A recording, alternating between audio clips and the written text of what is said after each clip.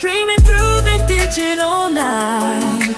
Jim Bustle, he's guiding the light, unveiling mysteries of the unknown, UFOs and the alien zone. He's a man on a mission, exploring ancient secrets, it's his addiction. Debating, discussing with his loyal crew. Cosmic conversations, unveiling the truth.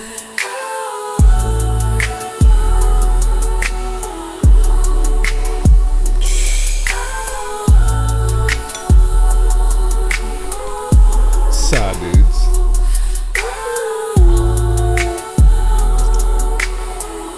God damn.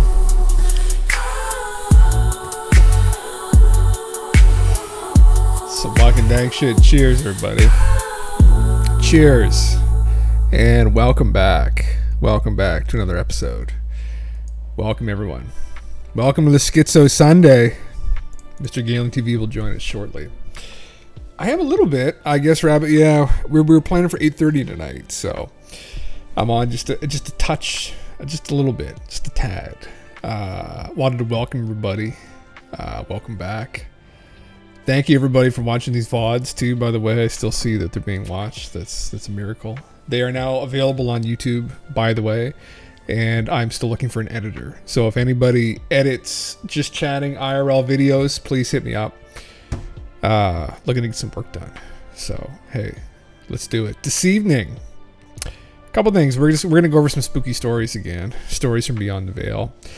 I did want to touch on just briefly. I'm gonna go over this in more depth tomorrow night when it's just me. But the whole Arrow bullshit. I thought I would just comment on that just briefly because I've been following that. Been following all the posts people are posting on the Discord there. I've been following it on Twitter as well.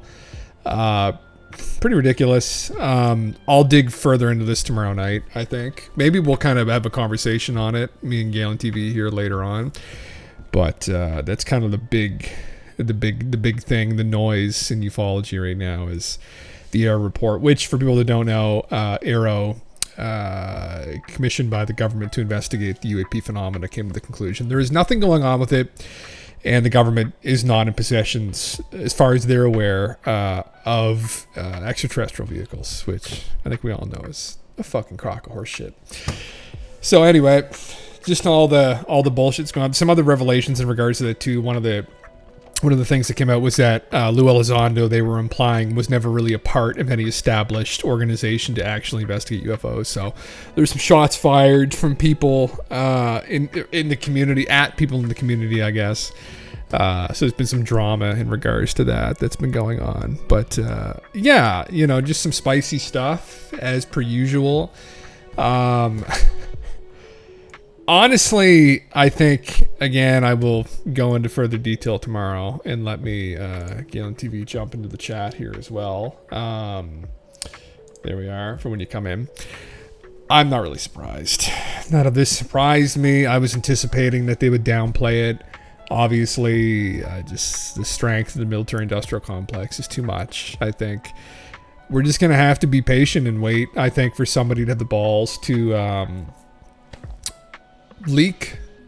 have the courage to leak information. I think that's the only way. No worries, Galentv, jump in whenever you're ready, sir. Whenever you feel the time is right. I guess I can kind of talk about this for a second then. It's just, I think a lot of people in the community were anticipating that maybe something was going to be said, that maybe through all this bureaucracy we were actually going to get to some kind of truth. I think most people, like most of us in here who've been following this phenomenon for a long time, probably knew better.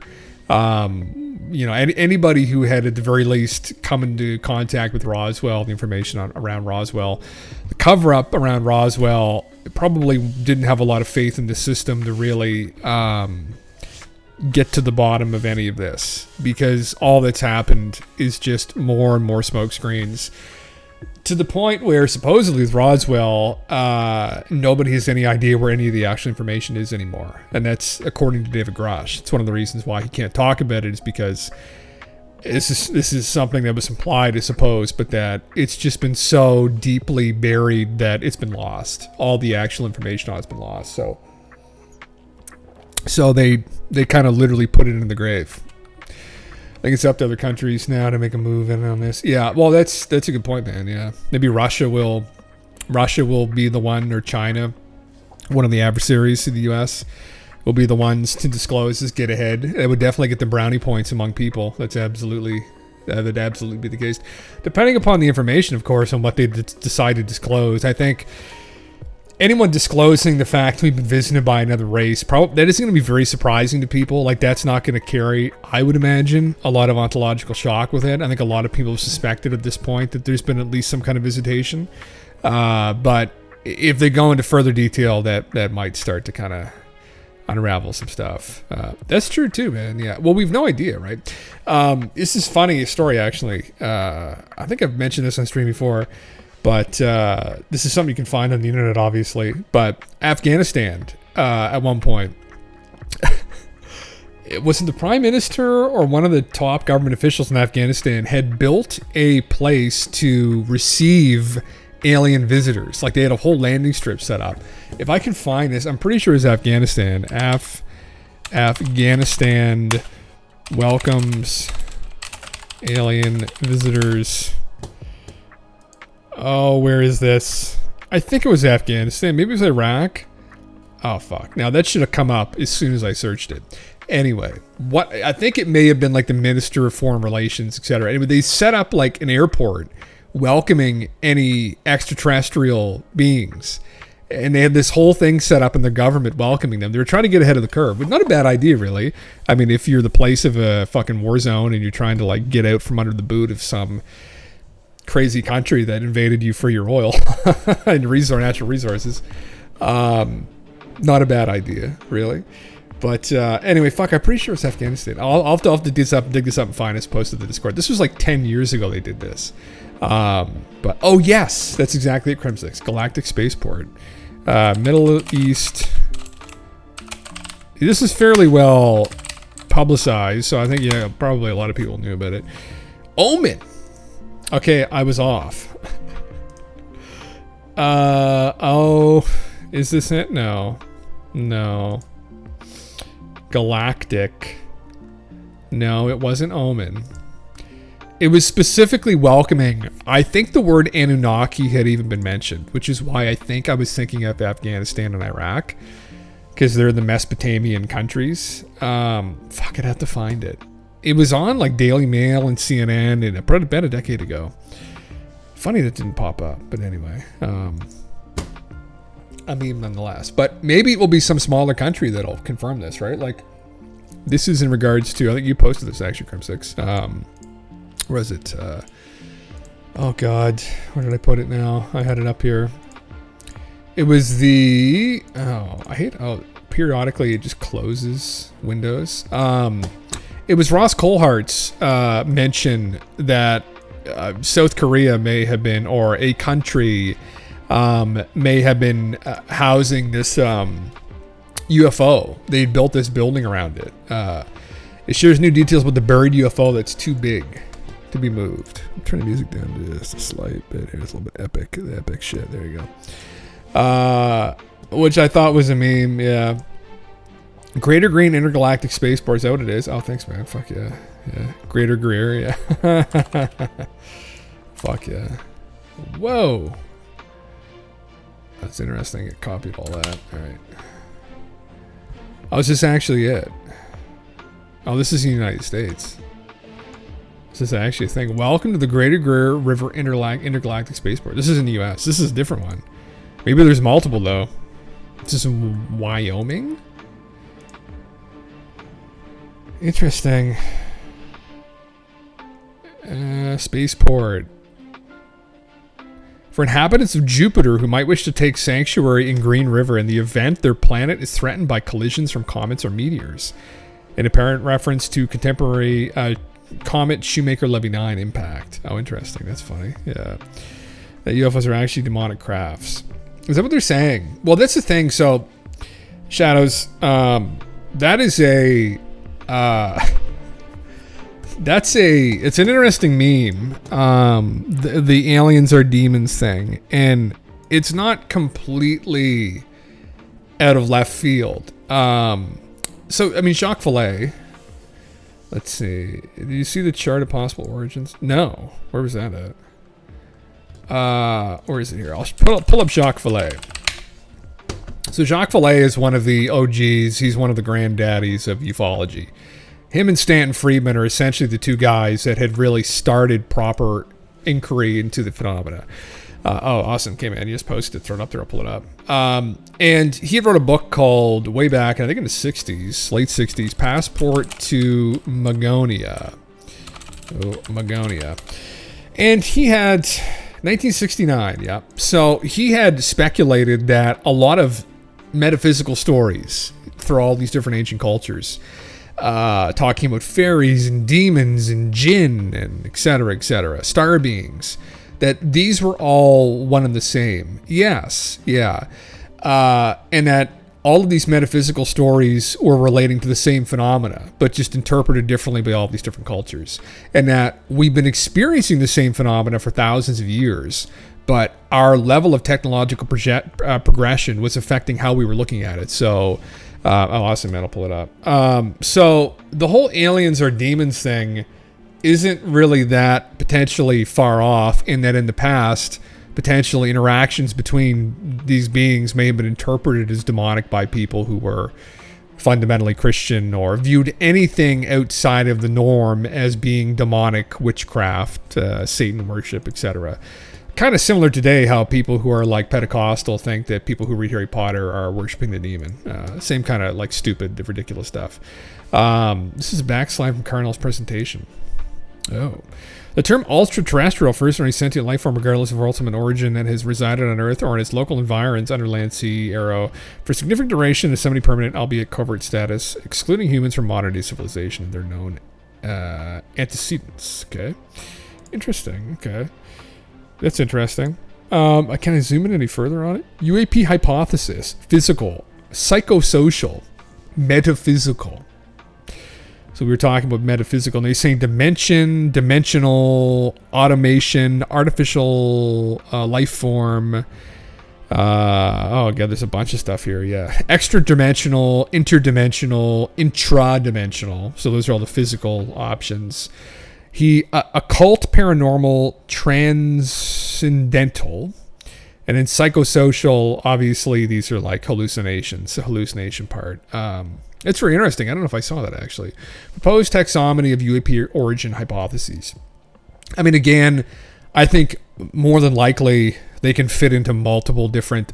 in fact, they probably fit into every single one of these categories, would be my personal interpretation of it. There's definitely a psychosocial aspect to it. There's absolutely a metaphysical aspect to it. We were just talking about David Schock's Passport to Magonia. Absolutely. Like paranormal, occult, transcendental. Again, the psychosocial is mass hysteria. What's this other one here? Alien implants, hoax. All of this applies to the phenomena. So I have not actually, DM Leak. No. Is that the one with Adam Sandler and the space spider? But they do fit into each and every one of these little areas. The whole phenomena is made up of this, obviously, which is why Carl Nell is proposing this. But the paranormal and the, let's say, interdimensional and extra-dimensional are absolutely connected. I would argue. It's just an uncomfortable truth, because there's some negative stuff obviously in the stories, and who knows if how much of that carries over into reality. But definitely an interesting take. This is some of the stuff that you were going to have to contend with here as we start to kind of contend with potentially proof of these things. And that, is it as simple that they're just these physical beings? I would think that they definitely are physical beings. I think talk about this gets very convoluted, like listening to like Tom DeLonge on Twitter rant about that they're extra dimensional, they're not from planets. Like no, bro, like If it's another life form, they originated somewhere else in the universe, on another physical world, I'm sure. Maybe they're technologically advanced enough to enter spaces we're not acquainted with, but they're still, technically speaking, aliens, I'm sure, from other worlds that they've developed on. They've appeared to us in the past as metaphysical beings because we've misunderstood what's going on. And kind of similar to that now, probably their interdimensional, extra-dimensional aspect of them, I'm sure, is to do with us just not really grasping probably how complicated the universe is.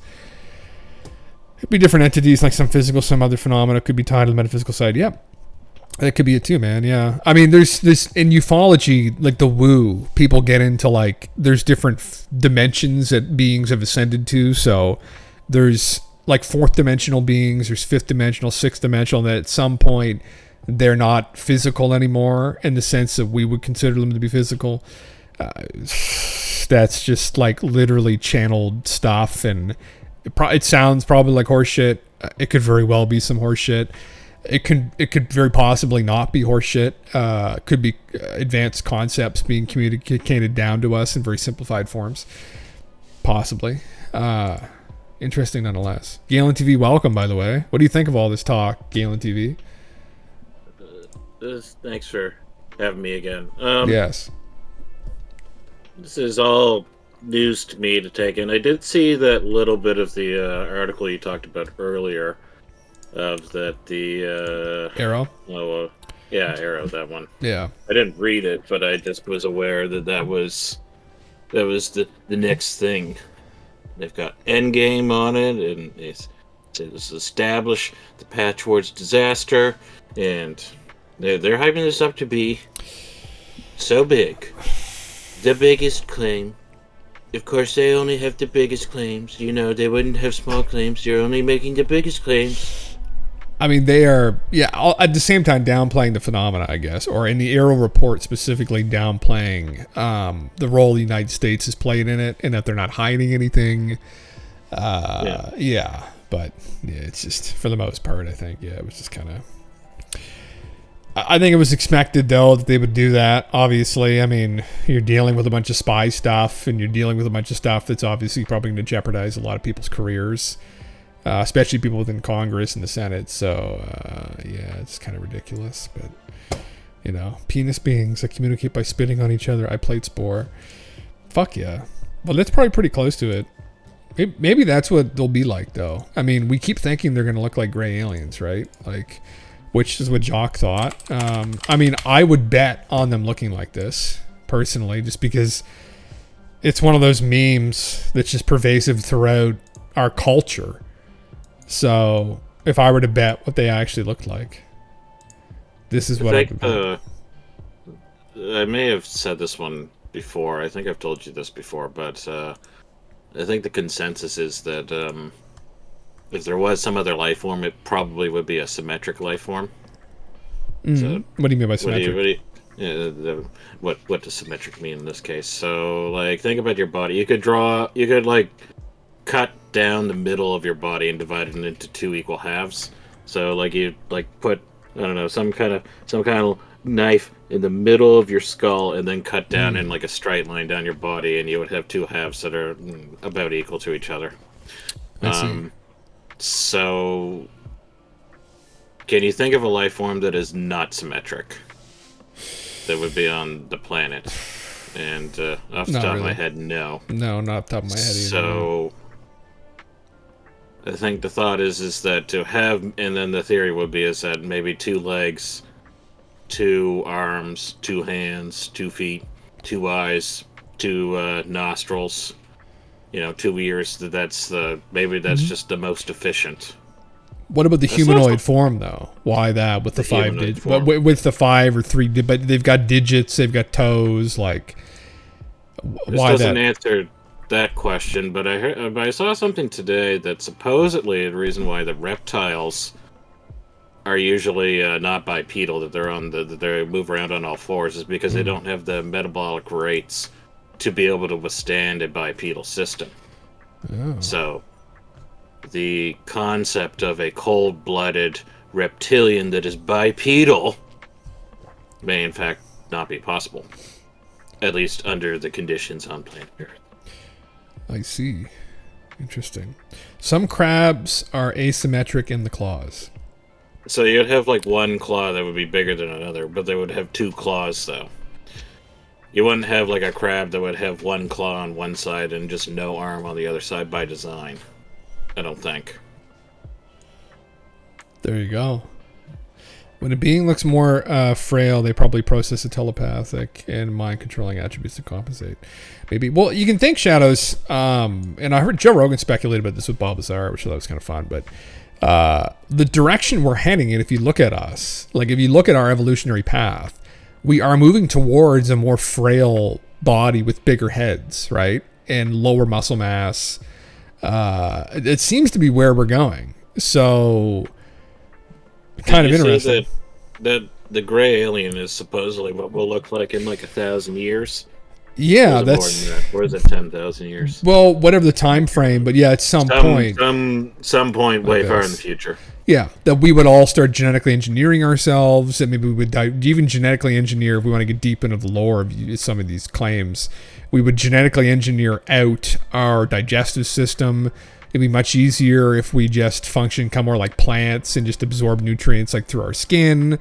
And yeah, I mean, you can go right down the rabbit hole with it. I don't even know if you'd need to do genetic engineering to go that far with it. It could just be based on lifestyle. You know, you don't really need to be strong into like today as you would have even 100 years ago. So to have a more frail body, you can put more of that mass into the headspace or into the brain, and then you can have a large brain.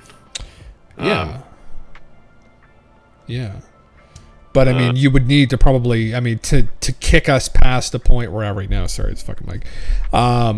We would need to maybe do some genetic engineering. Maybe they could help us along. And if in the process we started doing that, what will we throw out with the bathwater, right? Will we start tossing out things like, oh well, eating is kind of an inconvenience, shitting is kind of an inconvenience, so why not just like put all our nutrients in the water in a bath and then lay in the bath and absorb them through our skin? And this goes outside of both of our areas of expertise because this goes into biology. Absolutely, now. Yeah. But I don't know if you would you be able to create a system like in a biological system that wouldn't need to get rid of waste per se. So well, you would still have to get rid of the waste, so that's where pooping out of your skin comes in. I was going to say that do we go to the mantis route? That's the EBO biologist or whatever, the fucking extraterrestrial biologist on Reddit. That supposedly the bodies he'd worked on, that's what they did. They excreted nutrition, the unused nutrition or digested stuff through their skin, which of course is a classic meme from ufology, which is people had seen these gray aliens floating in baths that they were absorbing. That, like what I just mentioned, is like out of abductee lore, where these gray aliens absorb nutrients through their skin, they lay in baths to absorb them, and that they always smell like dirty diapers. And that the reason they smell like dirty diapers, according to this Reddit guy, supposedly, is because that nutrition they absorb through their skin then gets excreted, the unused stuff or digested stuff then gets excreted through the skin. Obviously, this is very deeply speculative fucking schizo shit, but hey, I mean, what do they use their mouth for then? Just kissing? Be like, oh no, they have no need for that. Exchanging bodily fluids with another individual. Exchanging. What use does that have? Fuck. Anymore. How weird does it get? Yeah, you gotta hang on to it. You gotta hang on to the mouth just for the meme of it. You know, like there's other uses there for it. You can't forget about it. Goddamn. Yeah. You think they look ugly, Rabbit? Yeah. It definitely looks creepy, right? And that's something that, again, we're talking about contactee, abductee shit, but when you read through the accounts, right, they do all look literally the same, and it's typically like a racist saying. Like other groups of people will look at each other and be like, "Oh, they all fucking look the same, right?" All aliens look the same. How dare you? Yeah. But I think in many of these encounters, one thing that's noted is they literally all look identical.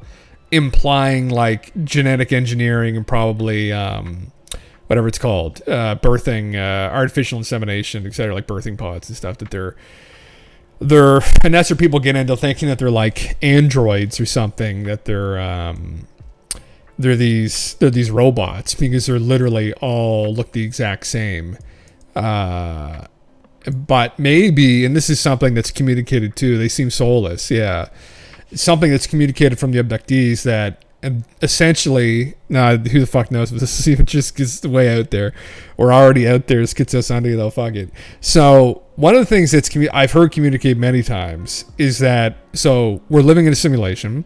These beings are souls or consciousness that have progressed to like a higher level, and they're essentially, they created their race. At some point they became conscious here in a simulation.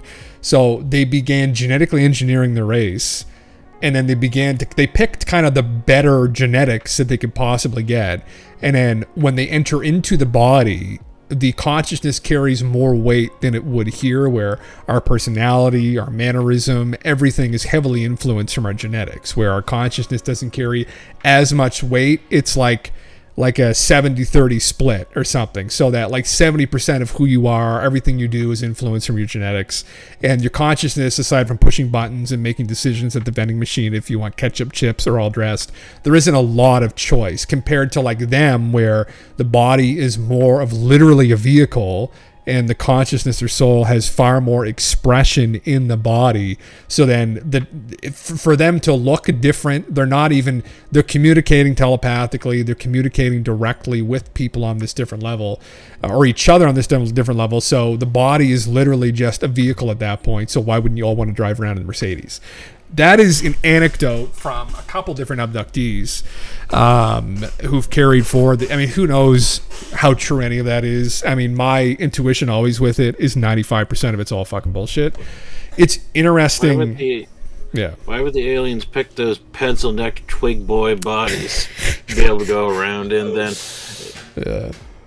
That's true, though. Why wouldn't they be fucking jacked? Well, because when you think about it, like, if you want to live as long as possible, you probably want to weigh just about as light as you possibly can. So if you were actually going for longevity, you wouldn't want a lot of, or need a lot of muscle mass, right? And you would probably trend towards being skinny. Probably have a very slow metabolism.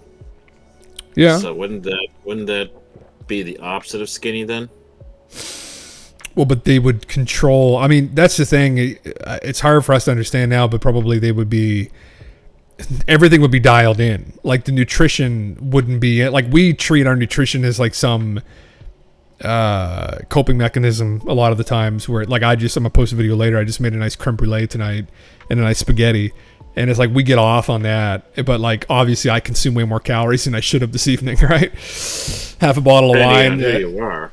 Well, it's true. In our part of the world, yeah, you would say that food is pretty much for pleasure purposes now, because you can get nutrition from other parts, whereas an area where food is much more scarce, food would very much be a survival thing. Yeah, and maybe they're treating it more like that now in this advanced state, where it's, again, they're functioning on this higher level where they're not even are as much concerned about sustenance, or maybe their whole experience is like psychically far more brilliant than anything we can experience now, where we're like getting off on like eating a creme brulee and sucking back some spaghetti, and that's like, oh my god, this is the greatest thing ever. But they're more concerned, can make the body run as great as it possibly can be, and we're just gonna live in this like blissful state, right, with our telepathy or whatever the fucking. That's just deep speculation there, obviously. Have you ever heard of the idea that millions of years ago aliens visited Earth and bred with humans, and now we are the descendants, we are a hybrid? Absolutely, man, yeah. That's a popular meme. And Galentv probably heard of this too, but there are some people in biology, and I think these are definitely the people on the fringes, that have suggested that our rate of brain growth is suspicious. The way our brain is set up is suspicious, and even in our genetic code, there are potentially some tells that might imply that we have been fucked around with. Because if you were to actually look at how long it should have taken us to evolve, it should be longer than how long we've taken. So I've heard that anecdotally from some people over the years who are more learned in biology than myself. And I remember one of their professors once, who was a biologist, to mention that to them. Clearly someone interested in the topic and had dug into that a little bit more. I've heard that, again, anecdotally from people. That's like every discipline has its schizo ideas, right? People in archaeology have Atlantis. I think people in biology, that's a schizo thing, which is like, okay, in genetics specifically, how we've been engineered genetically, right? It's like, well, I mean, we don't know for sure.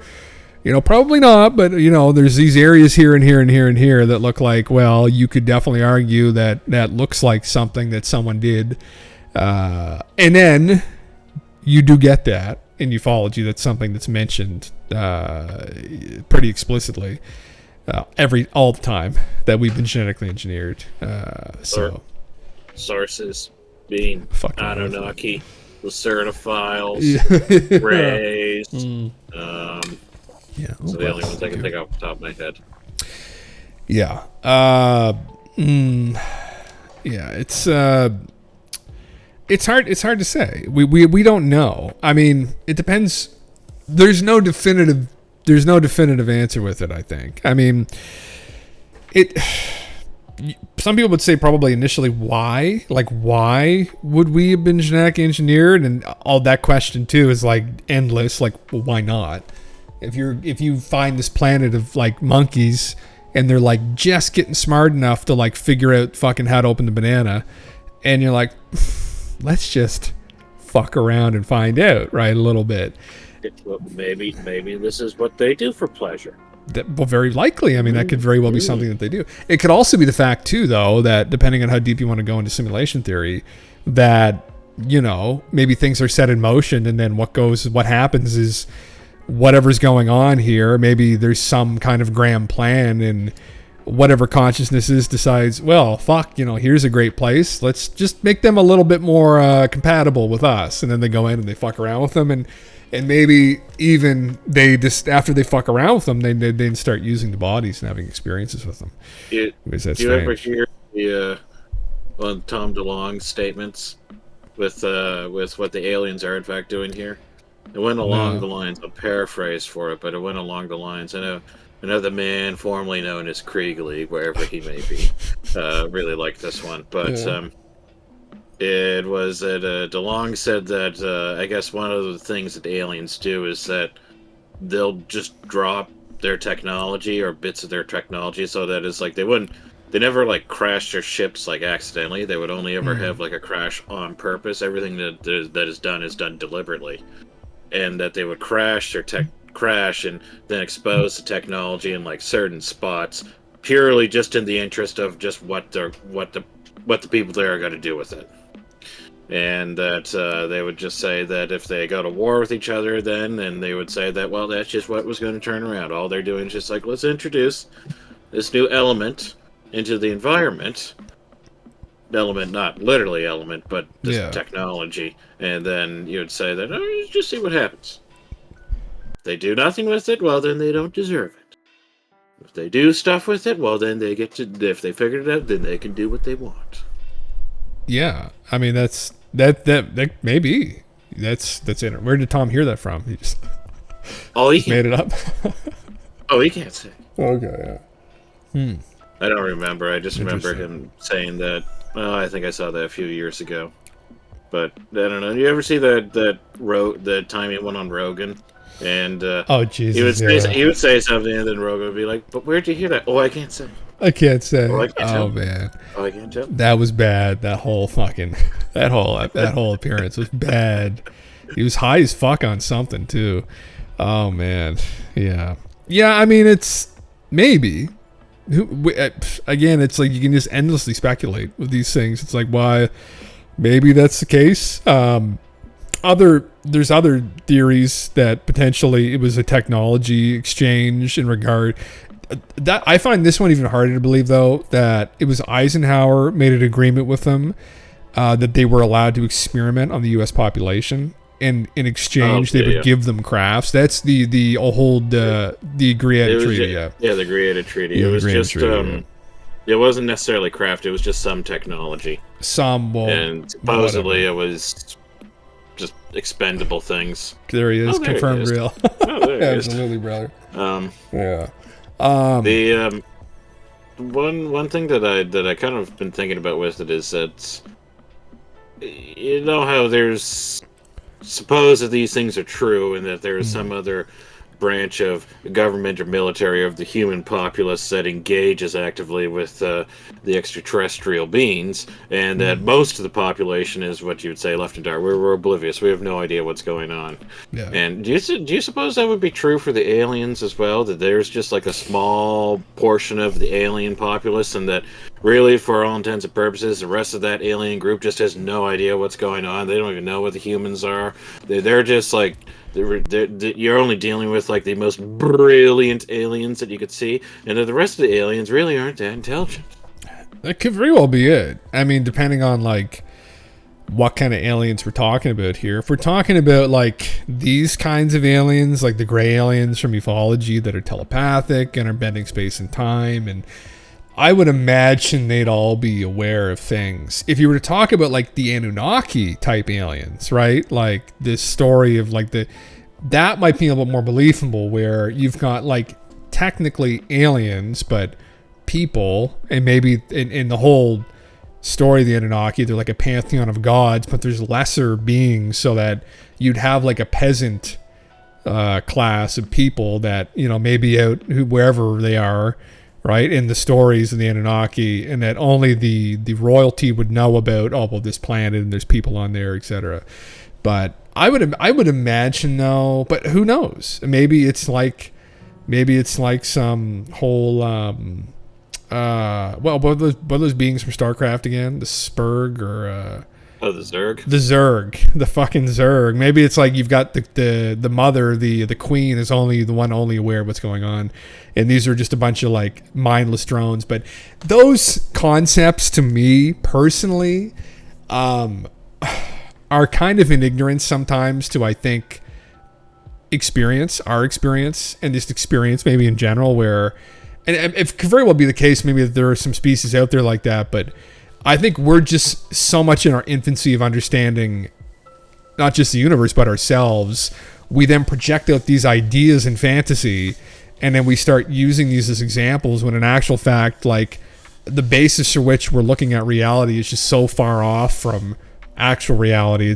And what I'm trying to get at there is that, you know, in regards again to consciousness, not to bring it back to this all the time, but if reality is some kind of simulation and it's just consciousness having some kind of experience in these bodies, then having this idea of like this queen and this hive and these mindless drones, I mean, that it's a cool idea, and you think of like bugs. That's how bugs work, and so maybe that's how aliens work. But is that conducive with some consciousness having some kind of an experience? Is that actually what's going on? Would that mesh up? Or maybe it would. It's impossible to say. We can speculate about this endlessly, I guess.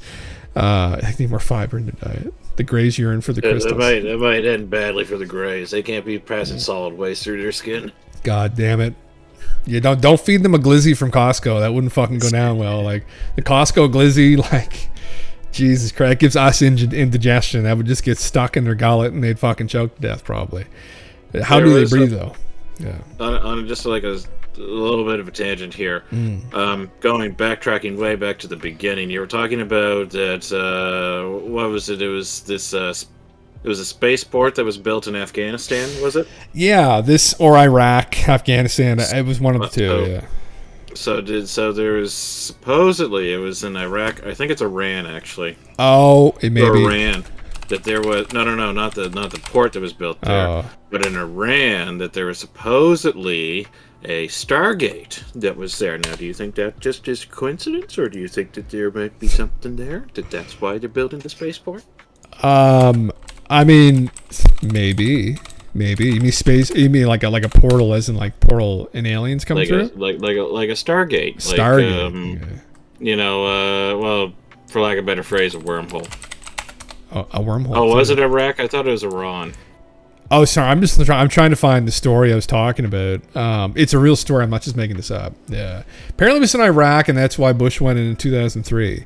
That there's a Stargate there. Wormhole. Now, again, the concept of wormholes Drunk Physics could come in here and maybe explain this, but I think that concept too is a bit presumptuous. We think that's a thing, but maybe that isn't an actual fact a thing. So is that some science fiction? Bridge. Yeah. Is that a bit of science fiction we're projecting out? Or is it Rosen? Is it Rosenberg or Rosen? I can't remember. It was Rosen, I think. So Okay, there's the Rosen. Einstein-Rosen bridge is what it was referred to as. Yeah, if I can remember correctly. Yeah. But is that a real thing? Yeah. Stephen Greer likes to think so. And so does Linda Moulton Howe and all the woo-woo people she gets in there. This is they've been through these Stargates, but who knows? Well, this is, I mean... I thought only Kurt Russell went through the Stargate. Fuck. Maybe. Oh. Maybe. Ooh. You don't even get the joke, do you? You don't even know. I think I know what you're mentioning. Is this that movie Kurt Russell's in? There was a movie called Stargate that Kurt Russell was in, where they go through the Stargate. Yeah, with James Spader. Yeah. They had like the Anunnaki ancient Egyptian theme going on. Yeah. I forgot Kurt Russell was in that. Actually, he looks so fucking different here with that haircut. God, Jesus. Okay. A good friend of mine who's a drummer, he looks identical. I used to call him Kurt Russell all the time. He used to get fucking mad. He looks identical to Kurt Russell. Why do you get mad about that? I don't know. Yeah, it's kind of a compliment. He's a good-looking guy. I think I was just razzing him and you get frustrated. There's worse people you could look like. There's certainly worse people you could look like. Oh my God, yeah.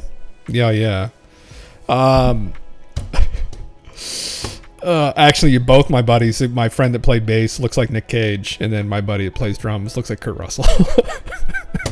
Is that right, Nick Cage? No, you could look like some guy that you hit random on the Oblivion character maker. That wouldn't be so good. Well, I mean, Nick. I'd kill look like Nick. You Cage. could look like the hero of Kvatch. You could. That'd be fucking Have sick.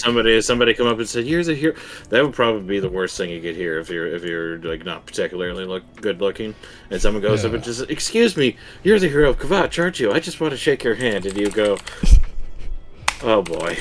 I mean, if you were like Nick Cage Con Air, hero of Kvatch, like I'd be down for that. Like, there's like a remake of it, but like when Nick Cage Con Air, I remember when I was a kid, I was like, that's so fucking cool. Now that I'm older and like I'm more conscious of my hairline, I'm like, fucking Jesus Christ, like.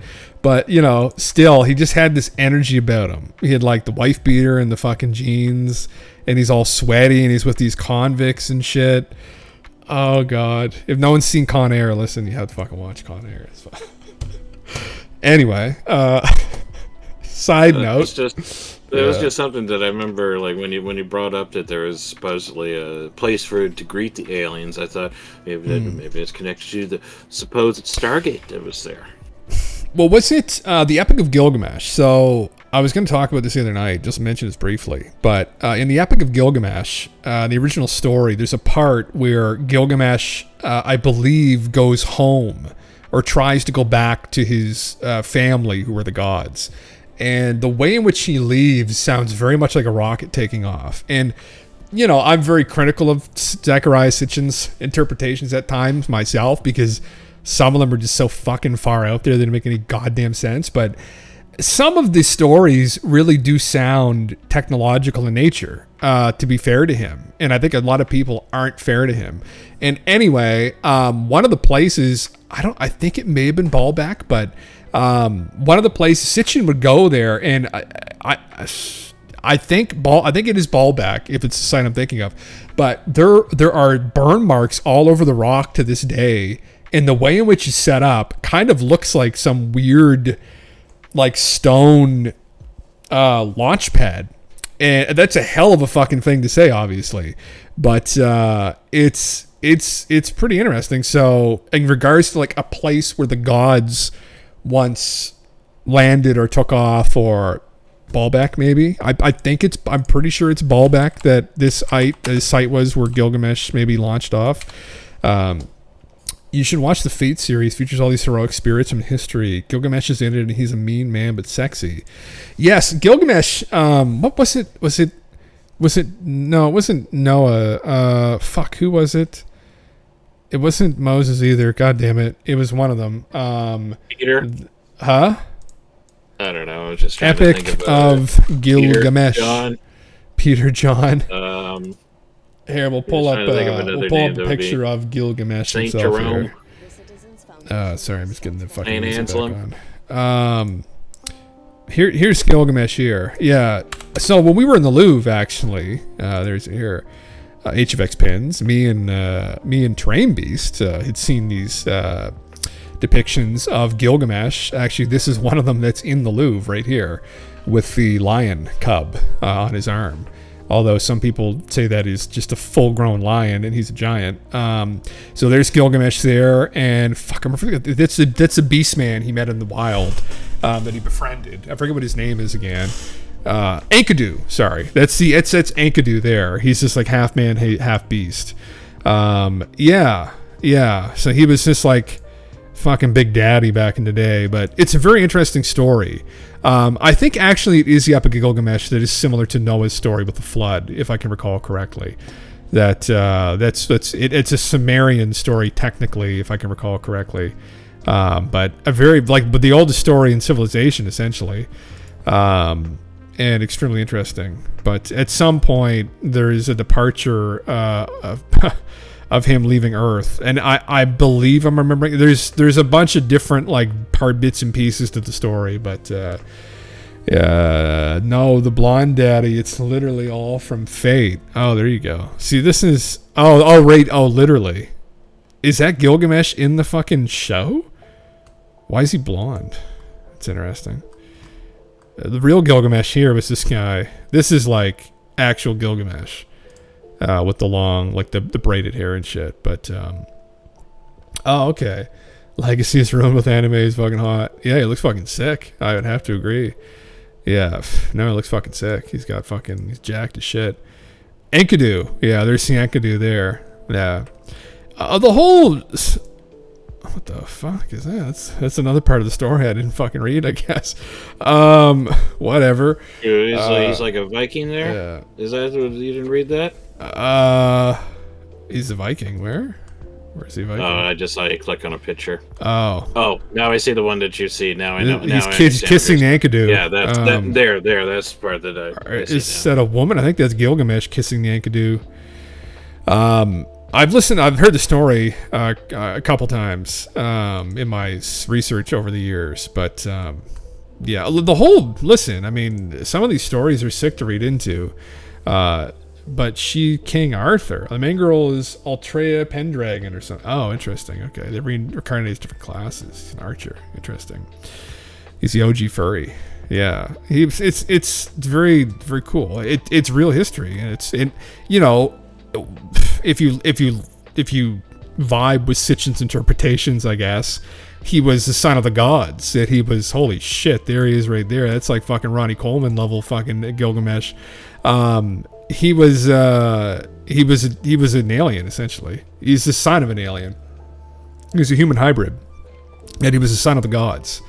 And the gods were these beings that came from this other world and descended down and interbred with man.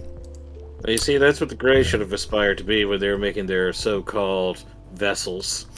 They just need to look like a wrestler. Well, that's the thing. You gotta look like Ronnie Coleman, like circa like 2003. Jacked out of your yoked out of your fucking mind. That's how you get respect though. Like when you look like the Greys, like just all skinny and like frail and gray and shit, and like you're like, get out of here. You look like this. If that guy brought you up in a ship, you'd be like, yes, fucking sir. Yes, sir. Maybe that's why.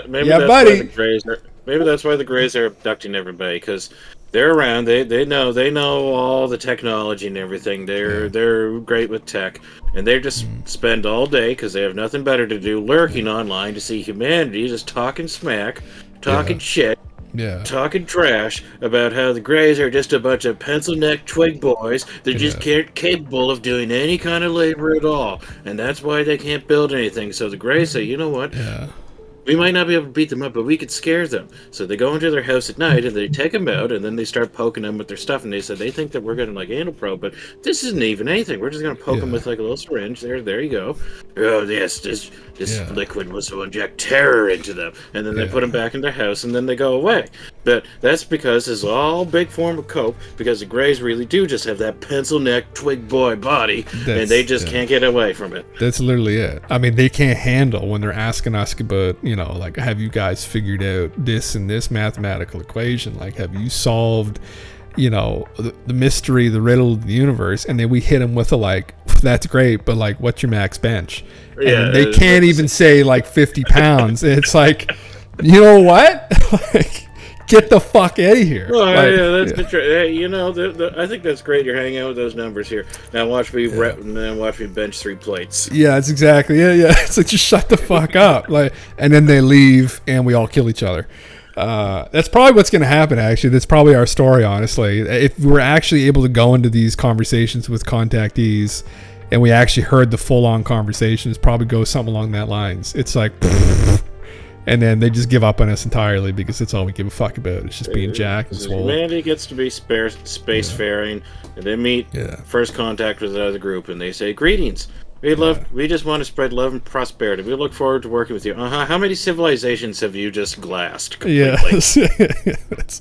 that's literally all we gave a fuck about, right? It's just being the big daddies, big mummies, wherever fuck we're going here, right? Like, is Kratos stronger than Hercules? It's like, that's the big question here. That's all anybody's concerned with, right? Yeah, I mean, sadly, that's all really throughout history. All anyone gave a fuck about, honestly, was just like, who's the biggest, who's the strongest? Yeah, how many civilizations have you conquered? Like when can I be as good as Alexander? It's like, oh my god, like that smooth brain mindset. Just, I mean, it's honestly goes on till this very day, actually. So then, what are we doing? Honestly? Let's suppose that the gray aliens that are coming here, suppose that back on their planet, they do actually have the big yoked grays, and that's why they're trying to go to Earth and whatnot to get because the other grays, they really do have that body. Yeah, they're like, fuck. They're just tired of being bullied. Let's ask ChatGPT that, shall we? I'll say, can you generate me Ronnie Coleman as a gray alien? Like, what would they think that they look like? I'm just curious. This is what I paid $29.99 a month for. What's that guy from Dragon Ball Super? The Jiren guy? Is that what's going to come back with? Yeah, Jiren, yeah. Oh, that'd be... actually, that's probably exactly what it's going to fucking look like. How much... That's such a good call. It's probably going to look exactly like Jiren. Let's find it here. Hold on. Oh my god, yes it does. That's literally what it fucking looks like. You called it. Holy fuck. So that's like what's on Zeta Reticuli right now. Like, we got the pencil necks over here. Meanwhile, they just left those guys on the planet. They're like, they're just gonna work out all day. Just leave them the fuck alone. Like, you see, would you'd be much more scared if that was walking into your room at night, and it was gonna take you back and just said, instead of saying, "Don't be afraid, we'll take it to your ship," it says, "Be very afraid, we're gonna take you back to the mothership for some testing." Yeah, you'd be like, "Oh, daddy, okay, whatever you say." It wouldn't be any kicking and screaming. There'd be complete submission. Absolute. Oh my god. I wonder, like, how detailed can you give him to me in a Frank Zane-esque pose, like Cobra? Some bodybuilding terminology here a little bit. He's doing the flips. If it actually does the fucking Cobra pose, that'd be fucking... Here, I'll show you what the fucking Frank Zane Cobra. There, this right here. This is the Frank Zane right there. The fucking Cobra pose where he puts his arms up like that. Oh, didn't understand. Didn't comprehend. Anyway, still looks cool. That's a different kind of Cobra pose. This is a different kind of Cobra pose. That's a literal fucking... it's a literal... Okay. Okay. Generate me the jacked grays with the boys at the gym broing out. I mean, yeah. The question ultimately though is again, were we genetically engineered and why? That's the big question. What was the purpose? What was the purpose behind it? Why did they do it? It wasn't just a, you know. You remember, what was it that Bob Lazaro said? He said that the aliens referred to us as containers. Yes, yeah. So, suppose that the Greys are trying to generate the... oh, jeez. Right. They even have the friggin' spandex, and you can see the little bulge in the Speedo. The boys are getting fucking saucy.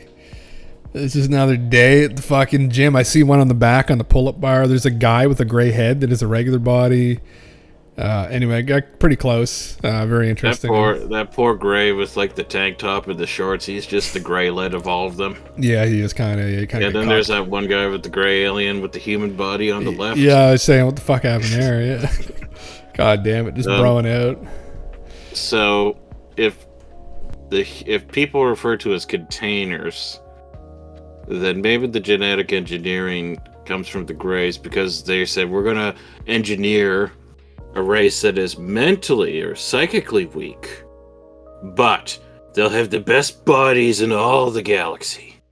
And then that was the whole point. When the time is right, then they'll take over the body. Yeah. Maybe that could be it. Maybe this really is just massive cope on the Greys. Well, in Bob Lazar's whole narrative, right? So Bob's story, this is the thing, if we were ever to corroborate and get any truth to that, now, obviously, if it turned out he actually worked at S4, that doesn't mean the documents he read were true, right? Which is the problem with the whole narrative here. But if those documents were actually true and something that was communicated to the government by these beings, so they were communicating that Bob Lazar's story effectively is simulation theory, where they were telling Bob that we're nothing but containers. And now he didn't want to elaborate on it, but some of the other information he talks about kind of fills the holes in these gaps, that we're containers of consciousness, and that what all they're concerned about is kind of what's behind the person, i.e. the consciousness, what's making decisions in the person's life, which is very presumptuous because probably a very complicated process, and genetics plays a huge role in all those decisions, if in actual fact that is what's going on. Anyway, further along in Bob's story, one of the other documents that he had read, which I found was probably one of the most interesting things that I think he had ever said, which was just in passing to George Knapp, and he didn't want to talk about it, was a document that he had read the first day he was there on religion. And the document got into prophets, that the ETs were in actual fact behind and or working with some of these prophets.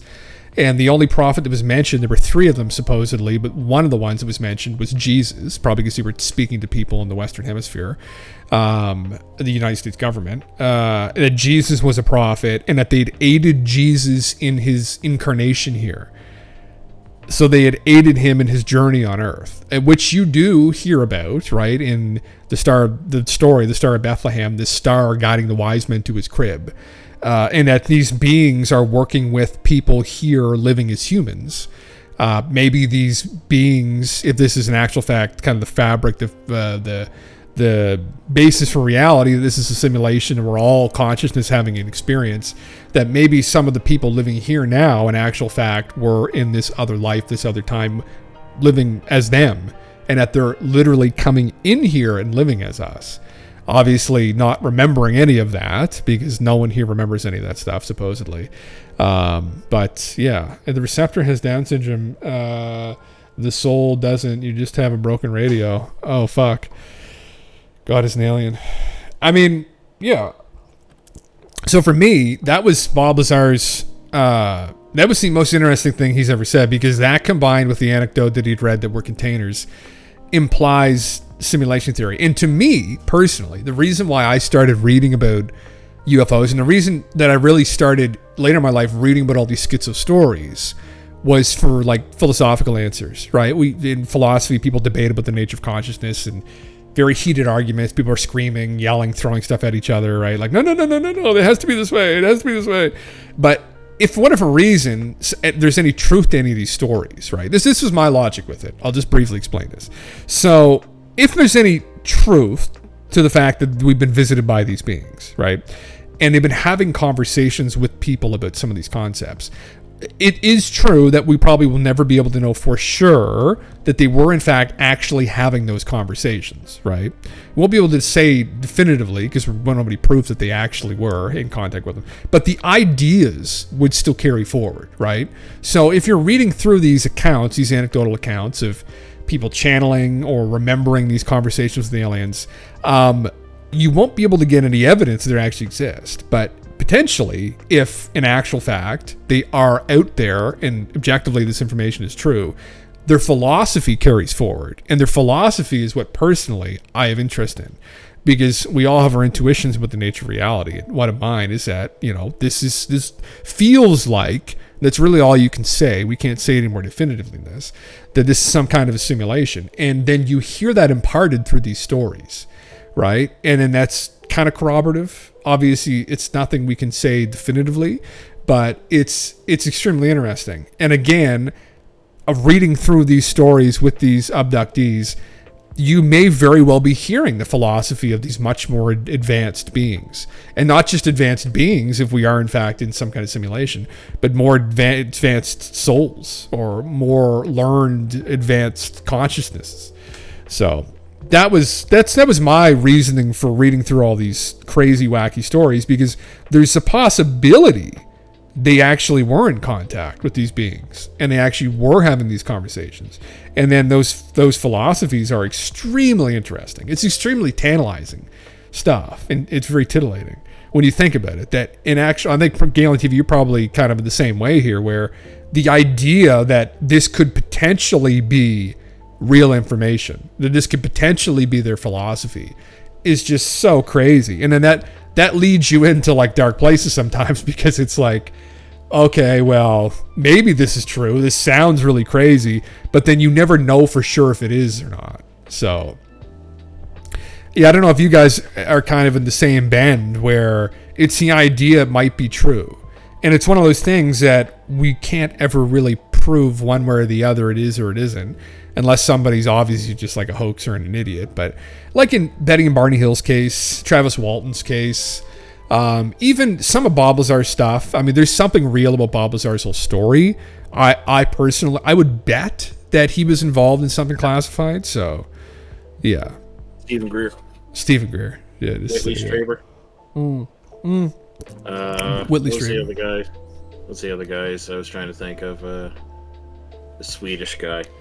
Billy Meyer.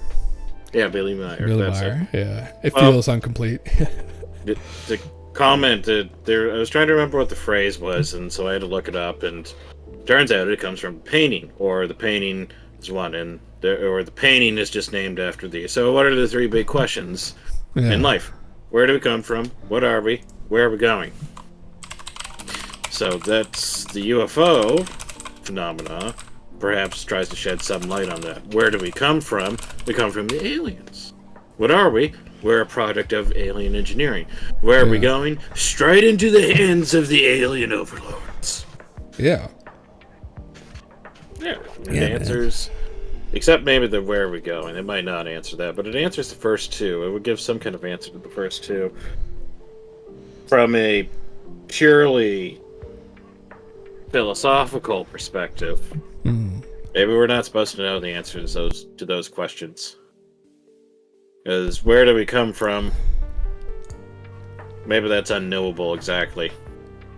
You probably could figure it out to an extent, but well, I guess was that Carl Sagan that said we're all stardust, or was that someone else? I think he said something like that, but something like that. I think it's just looking at there's a couple different reasons for maybe why. I could see them. We're not supposed to know some of those questions. Like people talk about when you get into like woo conversations about like past life and stuff like that. People are like, oh well, we don't remember anything. I mean, it would make sense that if we're in a simulation and we're in this current body, we're not going to remember any past lives because the brain that we're functioning through has never been through those lives. So then we don't have any conscious memories of living through those places. But the being that's piloting the body, you essentially, has gone through those things. But until it communicates that stuff to your brain, you're not going to remember any of it. So then it's this, and this is something that's communicated in ufology lore too, and like some schizo stuff like contactees. They call it the rule of forgetfulness, which is that one of the rules here at this level of development is that we don't remember these past experiences at all because it would be counterintuitive to the experience of going through all these different lives and growing. But one of the things these higher level beings are, they are able to remember these experiences, and they are open to like a whole different level of reality that they've graduated to. And that's one of the reasons, actually, which is kind of, when you really look at it all, it's kind of interesting as to why there's no conscious interaction really between the visitors and us, because they're a step ahead of us, and that's not something that they're allowed to do, or the structure of the universe is not something that they should do, maybe. That's why they keep a distance, is in that. You mean like directive? Yeah, kind of, yeah. I think that's the rule in Star Trek, is that you're not allowed to interfere with a developing civilization. Yeah. Okay. Yeah. That was but the idea would be that it's not necessarily something the aliens have decided. It's something that's decided for them by some governing body that governs the entire experience in this reality. So that, again, something beyond the simulation governs that. What governs that which governs the reality? Well, and that's something that, in philosophy we like to ask these questions, these ultimate questions, and that's, who knows? Maybe we don't know. Are they governed by themselves? It's like asking, like, what is God? It's what is this ultimate source that's resulting, that's created everything. And we're assuming that if for whatever reason we're in a simulation, that when we die and we go back over into this ultimate form of reality, we're going to have an answer to that question. But it might be, in fact, it might be that we don't have an answer for that question even over there, that no one still has any idea what created everything. It might still be just as much of a mystery. So we're getting one step ahead of ourselves, maybe. We're not focusing in, honing in on... that question is definitely one step ahead of where we want to ask question. We don't care about what governs that which governs everything else. Yeah, but we're more concerned about what governs everything first. How much protein is in these fucking protein shakes these fucking boys are drinking here? Like, are they getting 40, 50, 60 grams? Because we know you have to hit your at least 200 every fucking day. So that's minimum 4 of those fucking shakes. This guy's got 2 straws in his. He better slow the fuck down. Yeah, I mean, let's ask ChatGPT. What does God... These images that ChatGPT has been coming up with have just been great. I know. They're fucking awesome, aren't they? Like, yeah. These great aliens that are just yoked, as you'd say. The boys fucking just lean, mean, killing machines.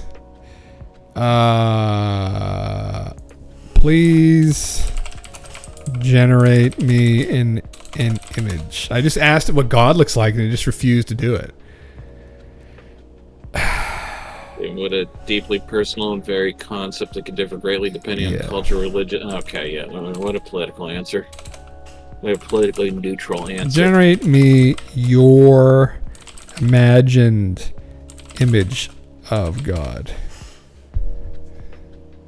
There you go. You gotta fucking fight with it a bit. You can fight with it and it'll do it, but it has to give you that fucking disclaimer, right? Can you ask it to generate an image of itself? What it would consider its own interpretation of how itself would be? I've done it before. It's very interesting. I'll do it here in a second. It's going to generate some white man with a beard. It's like, wait. Ooh.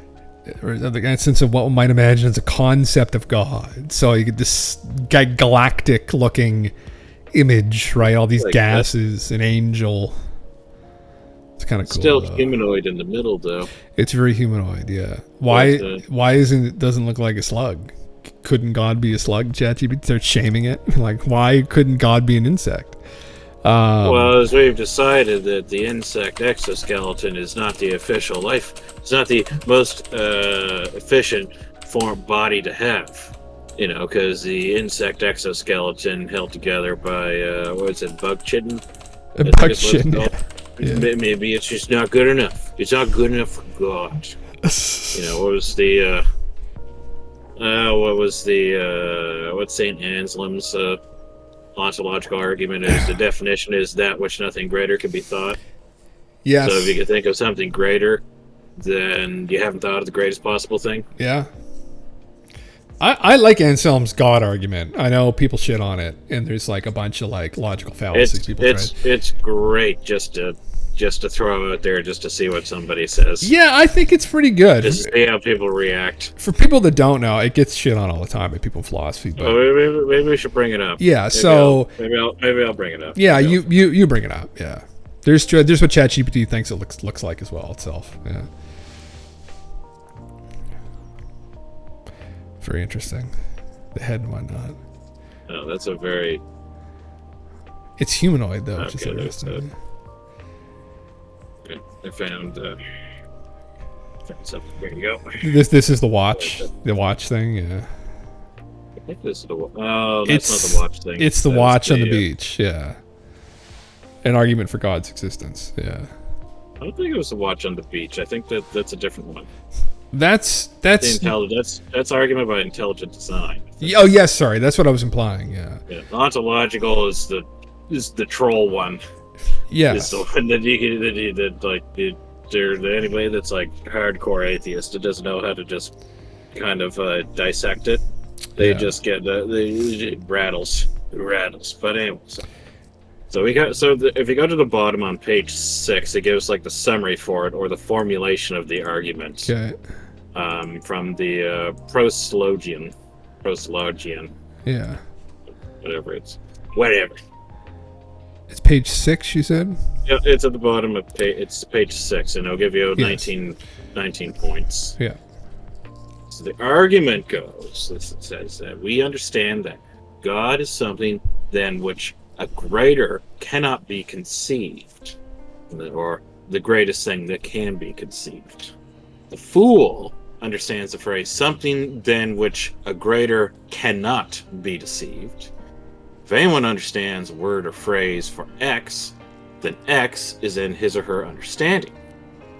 If X is in someone's understanding and does not exist in reality, and Y exists in reality, then Y is greater than X.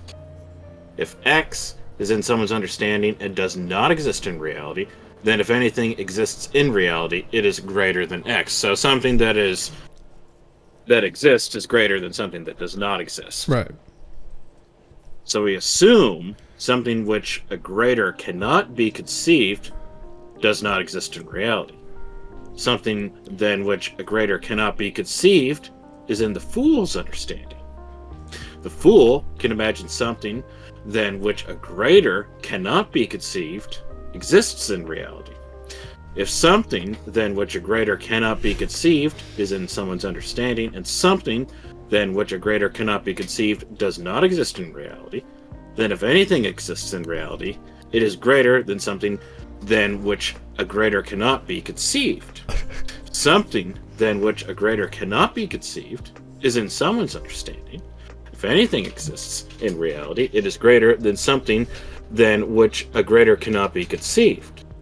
So, if P then Q, or P implies Q, then anyone who can conceive that P, then they can conceive that Q. So that's like a truth value, or a very simple truth value, where it's that P implies Q. Some truth P, then if P is true, then that implies that Q must be true. Yes. If something than which a greater cannot be conceived exists in reality, then something than which a greater cannot be conceived is greater than something than which a greater cannot be conceived. Anyone who can conceive that something than which a greater cannot be conceived exists in reality can conceive that something than which a greater cannot be conceived is greater than something than which a greater cannot be conceived. The fool can imagine that something than which a greater cannot be conceived is greater than something than which a greater cannot be conceived. Oh, Jesus. The fool can imagine something greater than something than which a greater cannot be conceived. Something greater than something which a greater cannot be conceived can be conceived, but 17 is absurd, so something than which a greater cannot be conceived exists in reality. So to summarize that, it says that, okay, there's two things. One exists and one does not exist. The greatest possible thing, you then conclude, or you agree that something that exists is greater than something that does not exist. So if you're thinking of God not existing, then you're not thinking of the greatest possible thing. So because to think of the greatest possible thing, then God must exist then. because because God must be the greatest possible thing. The greatest possible thing must exist in reality. By definition. Yeah, by this definition, by this line of logic. Yes. It's, Welcome to philosophy, everybody. Although some trollish shit. The wording on that got like it's hard to follow because they phrase it with like a negative in it. Yeah. Something that which a greater cannot be. Something or the greatest possible thing conceived is what it should be instead of cannot be conceived. So Anselm's watch argument is something I thought that was always interesting. The watch is yes. So the one you're thinking of. Yeah, well, I've heard this one as well, but the watch one, especially in relation to simulation theory and some of our more modern science, like quantum physics and whatnot, and people looking kind of into the fundamental nature of reality and seeing some strange things. So his watch argument is essentially, if you were living on a desert island and you had never come upon a watch before, right? You're a human being, you understand what technology is, but you've never seen a watch, and then a watch washes up on shore, on the beach shore. You would pick that up, you would look at it, you would see all of the intricacies, you would see the dial, you would see the gears, you would look at it instantly, and you would recognize that it is something that some intelligence has created, because it's so intricate in nature, all these small moving parts working in unison together. And you would then assume, naturally, that this object is something, again, that is a result of an intelligence, that something has created this object. And he then extrapolates that out and looks to the world and then says, can you not see this in the world? That the world is a result, clearly, then, of some kind of intelligence. And, back in the day, there's a lot of problems with that, obviously. But as we go along, I think some people maybe working in the physics departments, the quantum physics, maybe string theory, they will look at the nature of reality and they will look at it and they will say, wow, that it does kind of look like some kind of simulation. Like there's almost like a code that's been running in the background. And then you look at all the complex systems that have come up from this. You can look at genetics, evolution, all those things, and you can say, well, it doesn't look like something. This does look like the result of some kind of intelligent design. And I think that's a perfectly fair thing to think, honestly.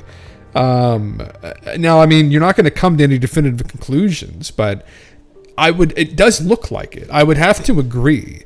And as we go forward, as we go along and we learn more and more, I think that analogy will carry more and more weight, that it does look like, and now maybe it isn't just one being that's the result of creating this experience. Maybe there's many beings that have created the simulation. We're just assuming it's one, right? We're simplifying it down so that we can wrap our heads around it. But I think it's a pretty powerful argument, honestly. And I think it carries more weight now in modern times than it did in days past, right? When we can look at things with much more specificity. We can dig deeper into some of these fundamental questions. We can, support simulation theory hypothesis more.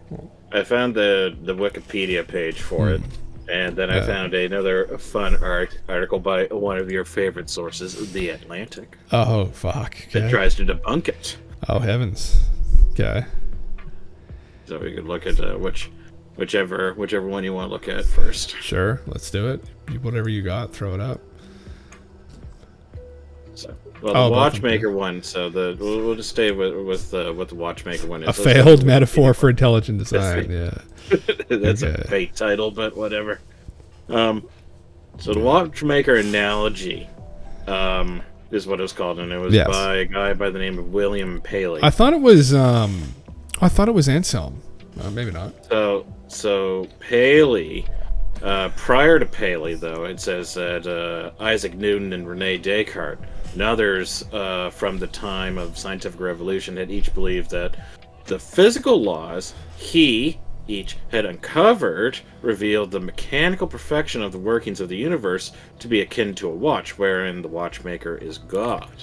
But I think it was William Paley that put it into that put it into like a book. The other ones were just kind of like Yeah, I'm pretty. It would just be like praise. The analogy you just gave of finding it on the beach. I'm pretty sure Anselm had a version of it. I remember reading it. So, but okay, that's interesting. All right, we'll keep going. Yeah. Is it Saint Anselm? I'm pretty sure it was Anselm that had talked about it. Actually, I remember our old professor having a conversation on this as well, in regards to that. But Saint Anselm.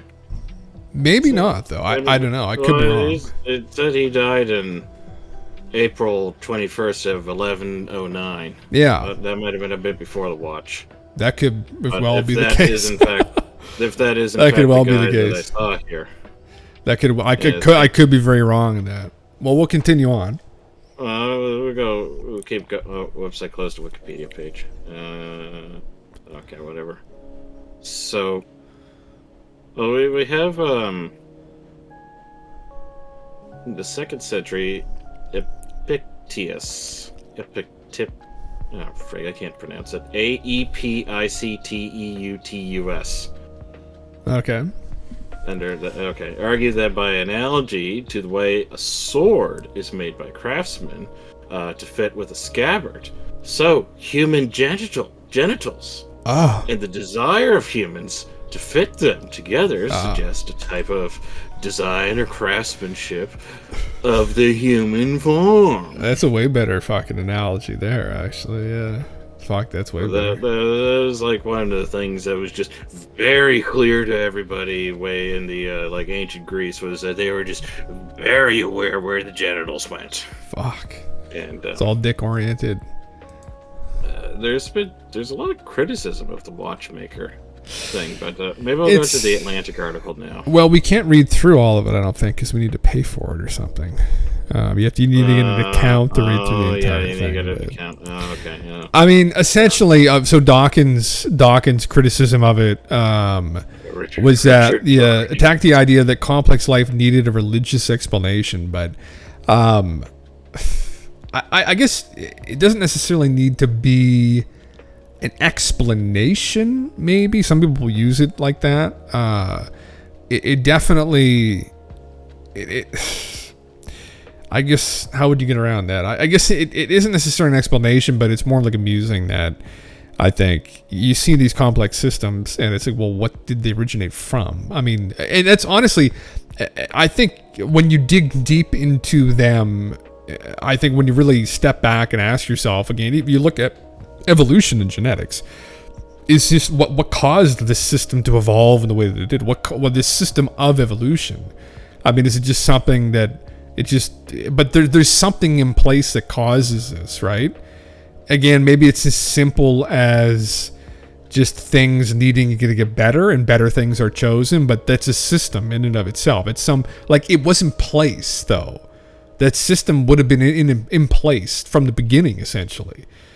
So I think the way that maybe you attack the watchmaker analogy is that you'd say that, so you look at the watch and you would say, okay, well, this is probably made by somebody because clearly somebody had to make this complex mechanism. Is the first assumption. You assume that is true, and then you say, okay, now would you say the world around you will be more complex than the watch? Yes, and that if is, the answer is yes. Yes. Then you would say then the world must have some kind of intelligent design. That is typically how it goes, yeah. Then if you say the answer is no, then you would have to think of a counterpoint, and that would be you would have to find something more complex than the watch, but prove that it was of a natural design. And I think that seems hard to prove. In almost every example, though, it'd be hard to look at the world and then not think that it's more complicated. It is objectively more complicated than the watch. Well, then how would you go about... The guy that discovered DNA...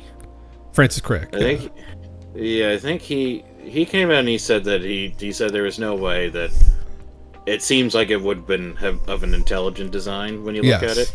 Yeah. I think that was it. So that would be another just on this topic of the watchmaker analogy, is that you look at how is this not intelligent design? He looked at our DNA and thought that it was impossible, I think, if I remember correctly, that we had evolved as quickly as we did. And then I think he looked like at DNA on planet Earth too, and then was like, well, if you were to look at this system isn't something that originated on Earth, because the time scale you'd be looking at to get it to this level of complexity is far longer than the age of the planet, or at least as long as we think the planet's been around. So yeah, if I can remember correctly, that's what he had mentioned. Yeah, which is, again, extremely compelling. I mean, that could be an argument for panspermia, too, honestly, where it's like, well, life originated elsewhere, like 20 billion years ago or something, and then that would account for the discrepancy in age. But, yeah, I don't know. I mean, I think the counterpoints to the watch analogy are definitely, I mean, you could... there was one, I had it in my head when I was originally talking about it now, but one of the famous counterpoints to it. Again, it's down to, well, like Dawkins' criticism here is one that I've heard before, where he says, well, you don't need a religious explanation for complex life. But unfortunately, I mean, I think he gets hung up on religious as well, where he's afraid to get into this water and wade his way into these like dogmatic waters, I guess. But at some point, when you start pulling this all back, there does have to be something involved with everything starting. And to say that an intelligence was behind it would be kind of almost logical. I mean, there must be some purpose for it. I mean, we're thinking conscious beings here, right? Self-conscious. So then there must be some kind of intention then. We would assume. I mean, probably more complicated than we're assuming, obviously. But I think usually the criticism, or like Dawkins' logic too, kind of stops at some point because he doesn't want to speculate. A lot of people in like the hard sciences don't like speculating, understandably. I mean, if you're operating under inductive reasoning, like the scientific method, like you're not really going to want to speculate excessively. It's just kind of, it's against your training. But, so I understand, but it's also fun. So they don't want to get blown the fuck out if they're wrong. That's what's happening. Well, I think that's what might be what it's kind of going on a little bit as well. But, you know, you do have to speculate. You kind of have to think freely. And from that can come some great ideas, insights. It can guide you on a path towards figuring things out. Maybe you can it can orient you, and then you can have some of these maybe more disciplined people intellectually kind of help figure that out for you, and you can get them to collect the bits and pieces to support your hypothesis. But in developing a hypothesis to begin with, you have to kind of speculate and have imagination, and you have to kind of think outside of the box a little bit. So anyway, but to bring it back you know what a good counter argument would be? What? If it's intelligent design, what's their 1 rep max bench? I was just gonna say that usually settles everything, though, doesn't it? It settles everything. If they can't bench less than 5 plates, yeah, you don't even have to. You don't even get to give them peace of mind. If you're God, yeah, you have to be doing at least 5 plates. Like your average fucking gym bro can throw around 2 plates pretty fucking easily, so you better fucking have 5 up there, no problem. Well, I guess God would be able to do infinitely many plates because that's greater than which that cannot be conceived. Right, whatever it was. Of how many plates God could bench press. Let's see. Let's see if we can do this.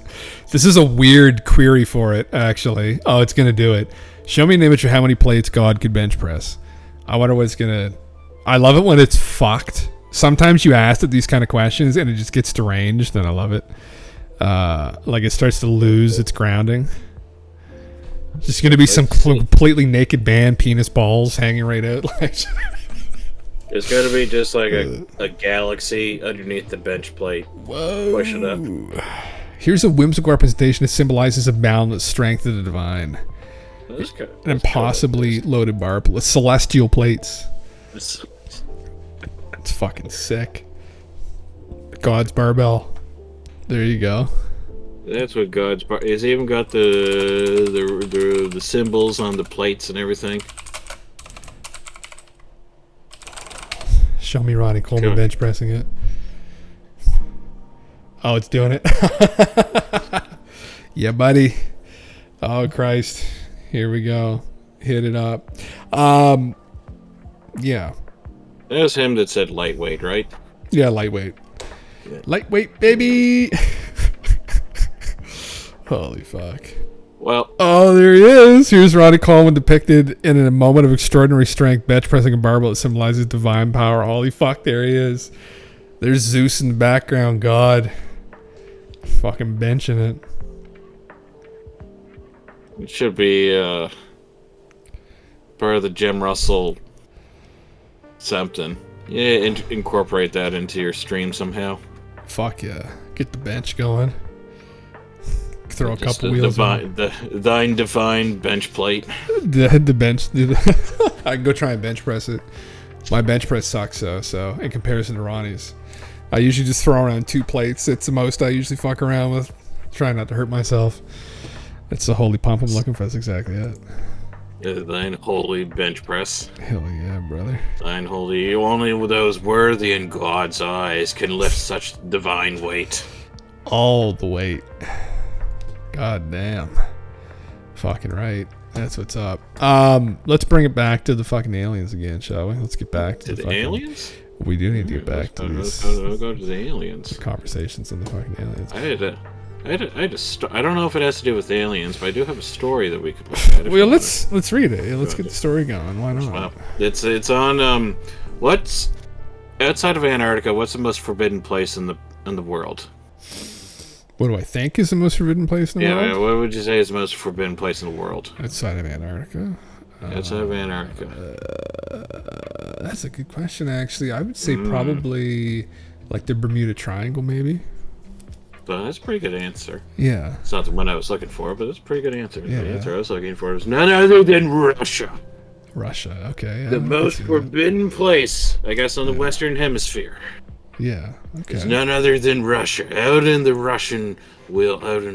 And the story that I found takes place out in the Russian wilderness. Oh fuck. There are strange happenings out in the Russian wildlife. So I Fucking- shared this story with you a couple weeks ago. We didn't get to it.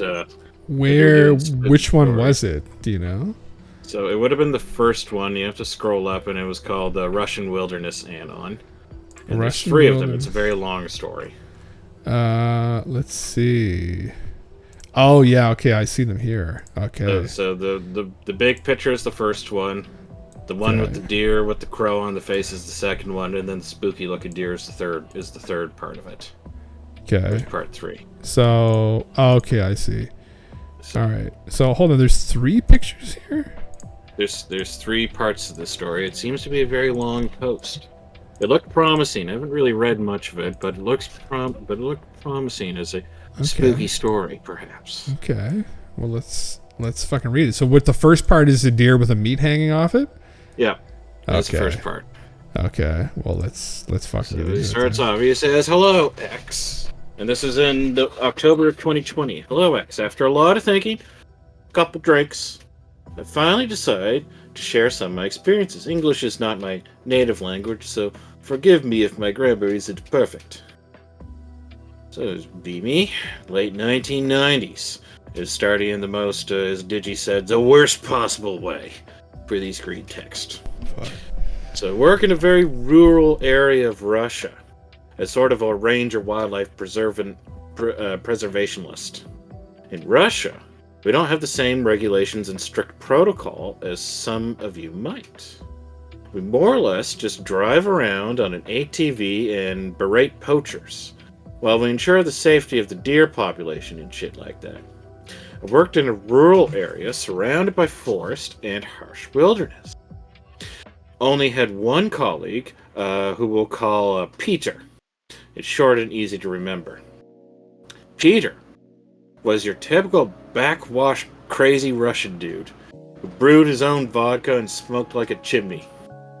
He was my best friend for several years and always had my back no matter what we faced out there in the woods.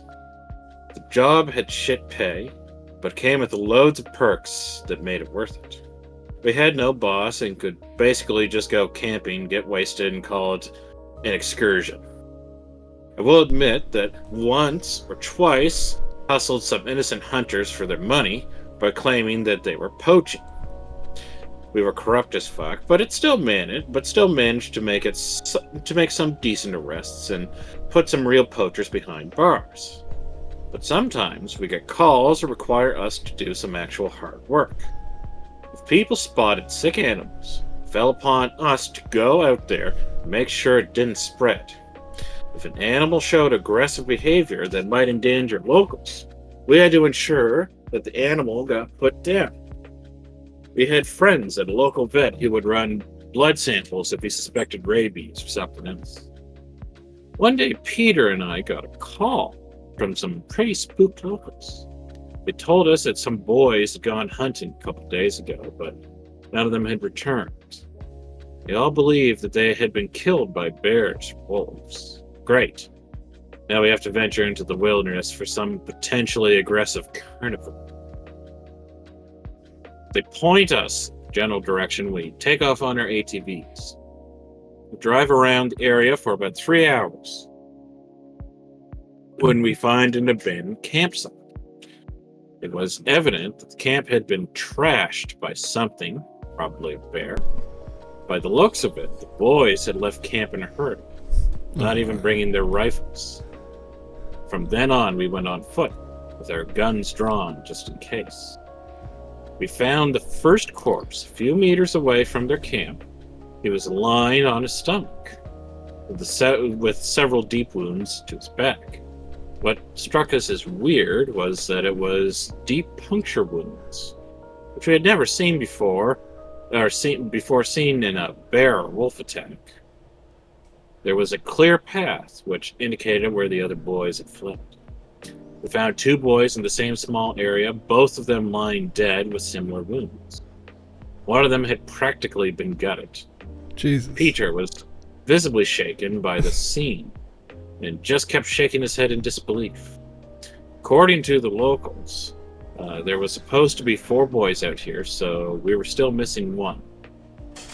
We both tactically shat our pants when we heard some rustling through the bush towards us. We aimed at the commotion and waited for it to reveal itself before we shot. I almost dropped my rifle when it emerged from the dense bushes. It was a red stag, with the mangled remains of the 4th boy stuck in its antlers. Jesus. It had trouble holding its balance under the weight of the boy, but still bellowed aggressively as if it was about to charge us. Peter was the first to snap out of the shock and started lighting the fucking thing up. Upon further inspection, we noticed that its antlers were worn down and broken. It had put an excessive amount of force behind each of its charges, breaking its antlers on the 4 bullets. The reason the 4th boy was stuck in its antlers was because the damn thing had practically torn through his rib cage. We couldn't separate the boy from the antlers, so we had to bring the head with us. Jesus. This is quite the story already. Fuck, yeah. It was one of the most fucked up rides home, with the cargo of several corpses tied to the back of our ATVs. The local authorities were pretty angry at us, seeing as we had moved bodies from a potential crime scene, but let us off easy, seeing as the killer was literally embedded into one of the victims. Seeing the heartbroken parents of the boys still haunts me. That night, I hung out with Peter, mostly because I was still pretty spooked. That shit wasn't natural, he said at one point. Deer can be aggressive and defend against predators, yes, but this fucker hunt down those boys and kills them all. They don't do that shit. Jesus Christ. That was the first time I caught a glimpse of the spooky shit that goes on out there. The following years, I saw some deeply insane shit that only Peter and I know about. I will share the stories with you, and hopefully you'll believe me and understand why I'm scared shitless every time I see a deer. So he's been traumatized from deers. There may be these evil beings. We got all kinds of deer around where we are. I was gonna say, holy fuck. Uh-oh.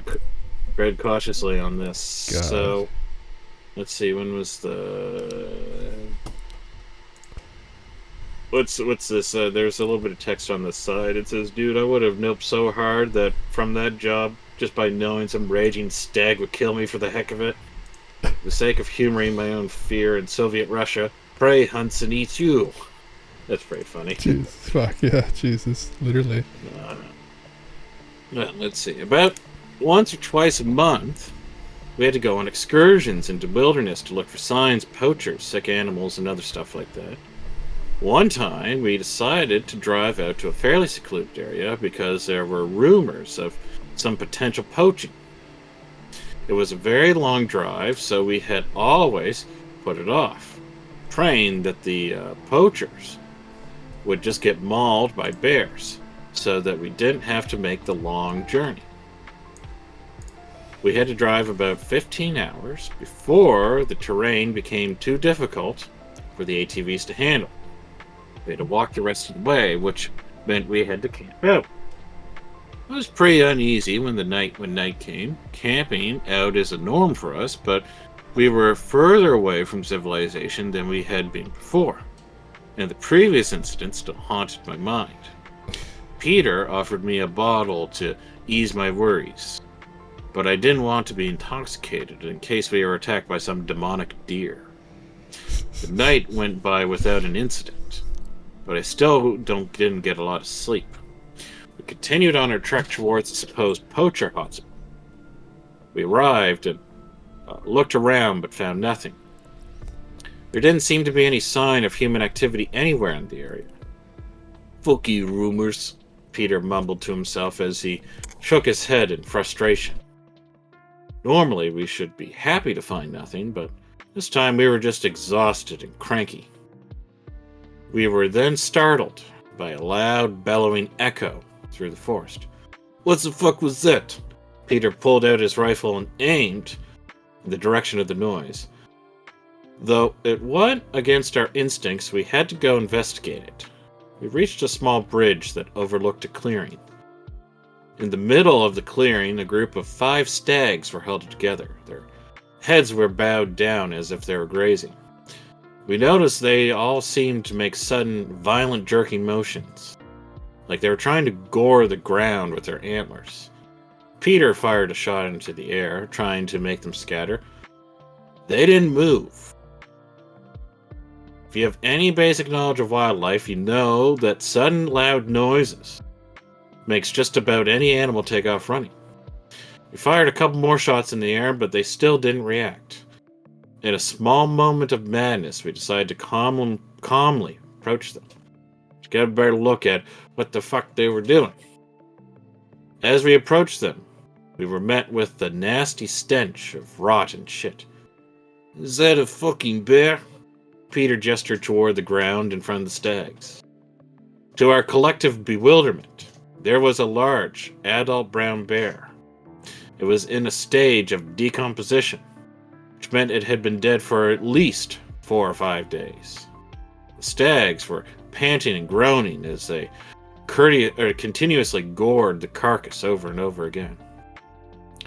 They looked seriously malnourished and exhausted. The bear's body was completely ripped apart, except for the head, which they, for some reason, had left completely unscathed. We stood frozen to the ground as we watched this horrible scene unfold. "How did they take down the bear? How the actual fuck is that possible?" I asked Peter. He shook his head in disbelief as he raised his rifle and shot one of the stags. He later explained that he wanted a blood sample. As soon as the stag fell to the ground, the others stopped what they were doing and just turned to look at us. Oh, Jesus. They were covered in rotting blood and chunks of meat. They didn't charge or show any aggressive behavior. They just stared at us, unflinching and unblinking. Peter had changed his mind about the blood sample at this point and just slowly started backing away. I followed suit and raised my rifle just in case. When we reached the ridge, they resumed their mauling, once again not paying any attention to us. We were fucking done at this point. We didn't set up camp that night and just kept hiking at a brisk pace until we reached our ATVs. None of us spoke a word the entire ride home, except for the occasional "fuck." Fuck. That incident really fucked something up in Peter. Took him a couple weeks before he went with me into the forest again. Jesus. He was completely convinced that the stags were being manipulated by a witch or something, which I'm not really sure of. I don't really believe in witches and all that. I just believe that nature is a lot more fucked up than we believe. We have been away from real, raw nature for so long because we chose to live in cities. And we have forgotten how scary and unpredictable it can be. Still, there was something off about those stags. Still didn't have an explanation. Shall we continue? Oh yeah. Or do we need a break here? No. We'll fucking keep going. It's funny, you know. I've heard stories. People tell stories like this before about like stories of nature, and all these horror stories we fantasize about nowadays, right? About these monsters coming and taking us in the middle of the night and brutalizing us, torturing people that we loved. Like when you think back through history, that was just nature. Like in the middle of the night, having your whole family get taken by wild animals and then eaten alive, hearing them screaming as the animals rip out their insides and essentially torture them to death before they kill them. That was what we had to deal with. Saber-toothed tigers and bears and wolves, and that was us for tens of thousands, hundreds of thousands of years. That's what humans had to endure. Yeah, those wild cats, they'll just play with their food too. Yeah, so you'd hear your wife or your husband or your children get dragged. People in India still deal with this, actually. Like, they have tigers that live among them, and they'll get taken in the middle of the night, and they don't know where they're at. All they can hear is the screaming of the person as the tiger disembowels them. Like, just horrific shit. Like, it's worse than any horror movie you can fucking watch. Yeah. Good God. Yeah. Well, let's continue into this story. The meme of the deer, though. This is the funny one. It's like a deer. There's a little picture off to the side with the caption "Quit staring at me" The gun. with a little pistol pointed towards it. I don't know if that's a Glock or not, but pointed towards the deer off in the woods. Fuck. They're just on the edge of the woods. He's in a Mini Cooper, I believe. Sorry, I just know where the door handle. It's amazing that you can figure that out. I think it is a Mini Cooper. I'm not correct. I might. I think that's unbelievable that you could figure that out just by looking at the door. It's a door handle. Yeah. I'm pretty sure. Anyway, I've never been in a Mini Cooper, but that's unreal that you can do that. I'm pretty sure it is. Sorry, continue. Let's continue on. One day, we got a call from local authorities. Apparently, some old man that lived by himself in a remote cabin had not been seen in a while. They wanted us to take them to the cabin since they weren't used to the terrain other than they weren't used to terrain other than paved streets. We drove them out to the cabin and parked a few meters from the front door. It was already pretty clear that something had happened. The door was completely knocked off its hinges. The cabin was empty. Officers asked us to assist them in their search. We agreed. The initial theory was that he had been taken away by a bear, which seemed pretty plausible considering the fucked door. We spread out and followed whatever trails we could find. It took about half an hour before one of the officers called in something. He sounded a little shaken, but gave us detailed directions to where he was. He didn't tell us what he had found, but instead said, You'll want to see this for yourselves. When we reached him, it wasn't clear what he had found since nothing looked out of place.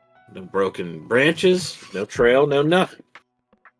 He just pointed up into a large tree in front of him. Slung over one of the higher branches was a fresh deer carcass. This was certainly odd, but we still didn't get what this had to do with the case. Then we noticed something even stranger. Further up the tree, there was a bear carcass. Oh, Jesus. Something had killed a bear, then placed it in a tree. We knew that leopards and other big cats did this for later consumption, but there are no leopards or tigers where this took place. The officers looked uneasy, and took nervous glances over their shoulders. Jesus. We stayed as a group after that, and looked around for another couple hours before we called it. On our way back, we once again pressed the tree. The deer was gone, only leaving some bloody branches behind. We picked up the pace and made our way out of there without looking back. That's very interesting. Yeah. Drunk, welcome, by the way. I'm going to be going over it tomorrow night, actually. I'm going to go over the Arrow article in full and whatnot. And yeah, there's a lot of shit that's going on. Absolutely. You expect me to believe English isn't your first language. Okay. So, I mean, it's very interesting. So Sorry. It kind of gives a little reply to, like, some of the stuff there. I don't think there's anything, like, particularly relevant other than just personal questions with it. But I will say his English seems pretty good.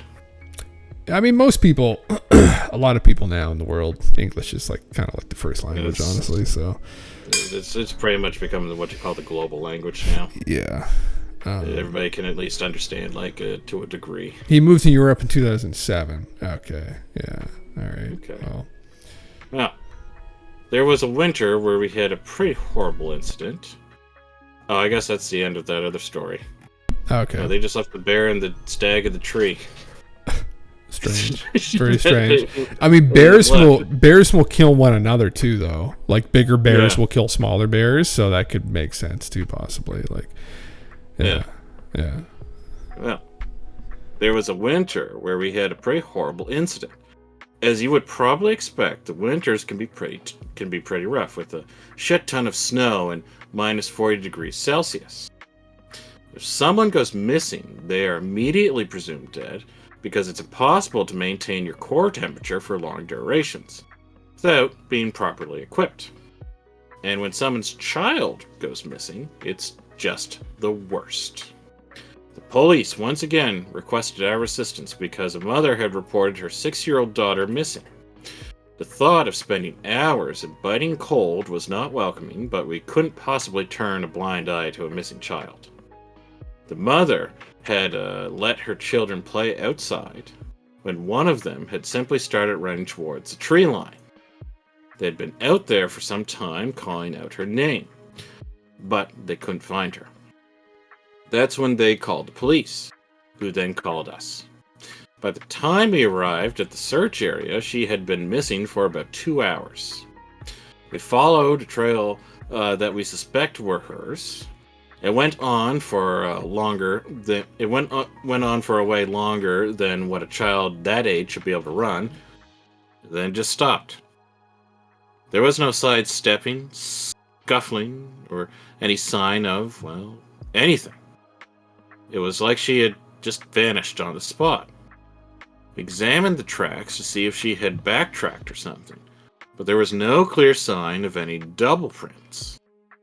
Peter was visibly upset and frustrated. We asked the other kids why she had started running into the forest. They had no clear answer, but claimed that she just started running without any warning. The kids were shaking and crying, so we asked the mother to return to their home while we kept looking. An officer followed them back to their house so that they felt safer. About 15 minutes later, one of the other officers got a call on their walkie-talkie. We could hear the distinct sound of the mother wailing in the background. They had found the girl. So he gives an indication of where they were. So they was in like northeastern Russia. Yakutia. I thought it was called Yakuts. But yeah, okay. I know Magadan. Yeah, interesting. Yeah. They had found her, just sitting on the step to their back door.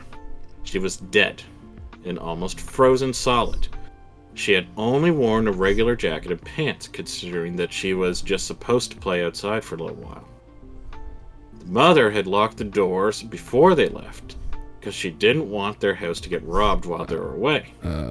To this day, I tear up when I think about it, but I still have some unanswered questions as to what happened.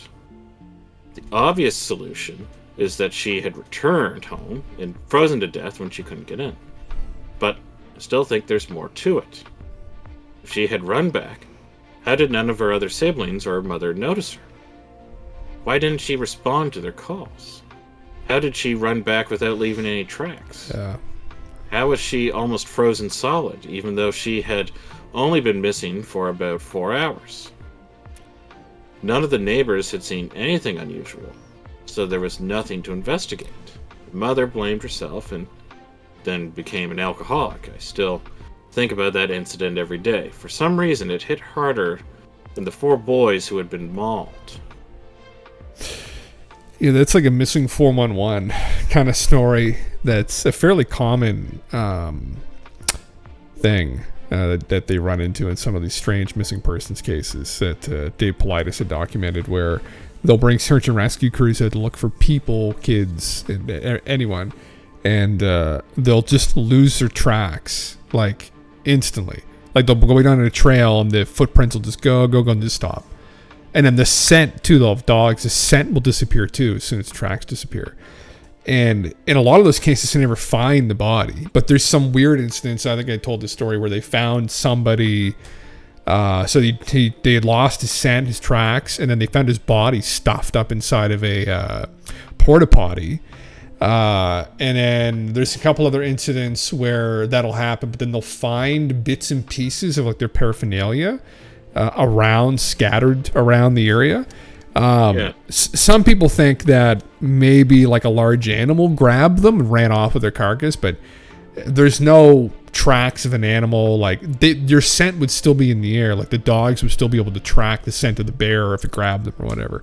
So I remember that story of like the person was missing. They found them like in the second part, like on the upper part of a porta potty. That's what I just talked about. I remember reading that story. I'm pretty sure that was one of Dave Politis. I'm pretty sure that happened at Yosemite National Park too, which is like that. And there's another, Mount Shasta. I think, is Mount Shasta in Yosemite? I can't remember, but Mount Shasta is a famously fucked place where all kinds of tons of missing people. Same, I think Yosemite is separate. Don't quote me if I'm wrong here, but Yosemite's another one. I think Yosemite is the most missing persons in all North America. It's completely fucked. But yeah. Shall we continue? Let's go to part 2, the next one. Yeah. Fuck. Let's see, was it more? Let's get more of this nightmare fuel. All right. So he doesn't want to disclose too much personal information, yada yada. Anyway, he said, here are a few shorter incidents that can't be made into very detailed stories. So he said, I once saw a deer mother bite one of her fawns by the head, and it started shaking it violently until its neck snapped. Then it dropped it to the ground, nudged it a couple times as if it didn't quite understand what she had done. Didn't stay to observe because I was a bit freaked out. I found a dead deer lying next to a tree. Markings on the tree, coupled up with markings on the deer's head, suggested that it had been rammed, or that it had rammed its head into the tree's trunk until it died. Took a blood sample, completely healthy. I stumbled upon a fresh kill in the winter, a deer with half of its face and neck missing, a large hole in its abdomen with guts hanging out.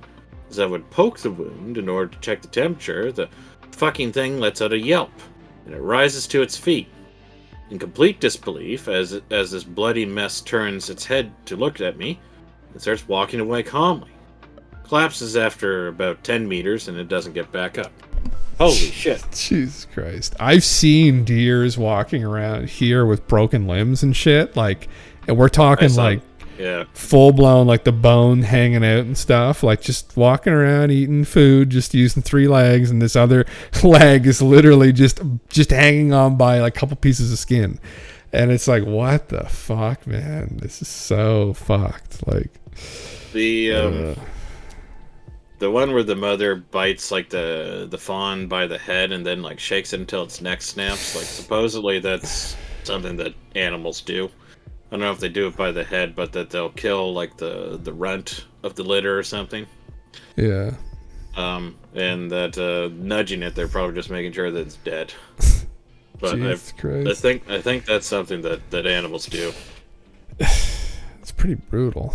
It's not the one with the hole in its abdomen and it just gets up. They have its face missing. What the fuck? Oh my god. There's like some cattle mutilation stuff there. It's fucked. I mean, nature's fucked though, really. I mean, it's so horrible. That's the thing, like we go out in the woods and we concoct all these like horrific, like scary scenarios of aliens being out there and monsters being out there. And it's this harsh reality that it's like the woods are filled with monsters. They're called wild animals. Like literally. That's literally it. That's the way it was. The predators, the wild predators. Yeah. I mean, well, just all of them are just fucking, just completely unpredictable and horrific. I mean, yeah. Fuck. In his comment, the guy says that, oh, that's graphic. I'm going to read this. I guess if you stuck around this long, you've got, you're not that squeamish, but this one seemed a bit graphic. Was said, have you read that American story where a guy and his dad go to hunt and see a deer smash his head on a rock as it start licking its brains? Reminded me of that. Why is it always deers though? Maybe they're easier to possess by whatever the fuck it's doing that to them. Just smashing its head on its rock still like brains while he starts licking its own brains. What the fuck?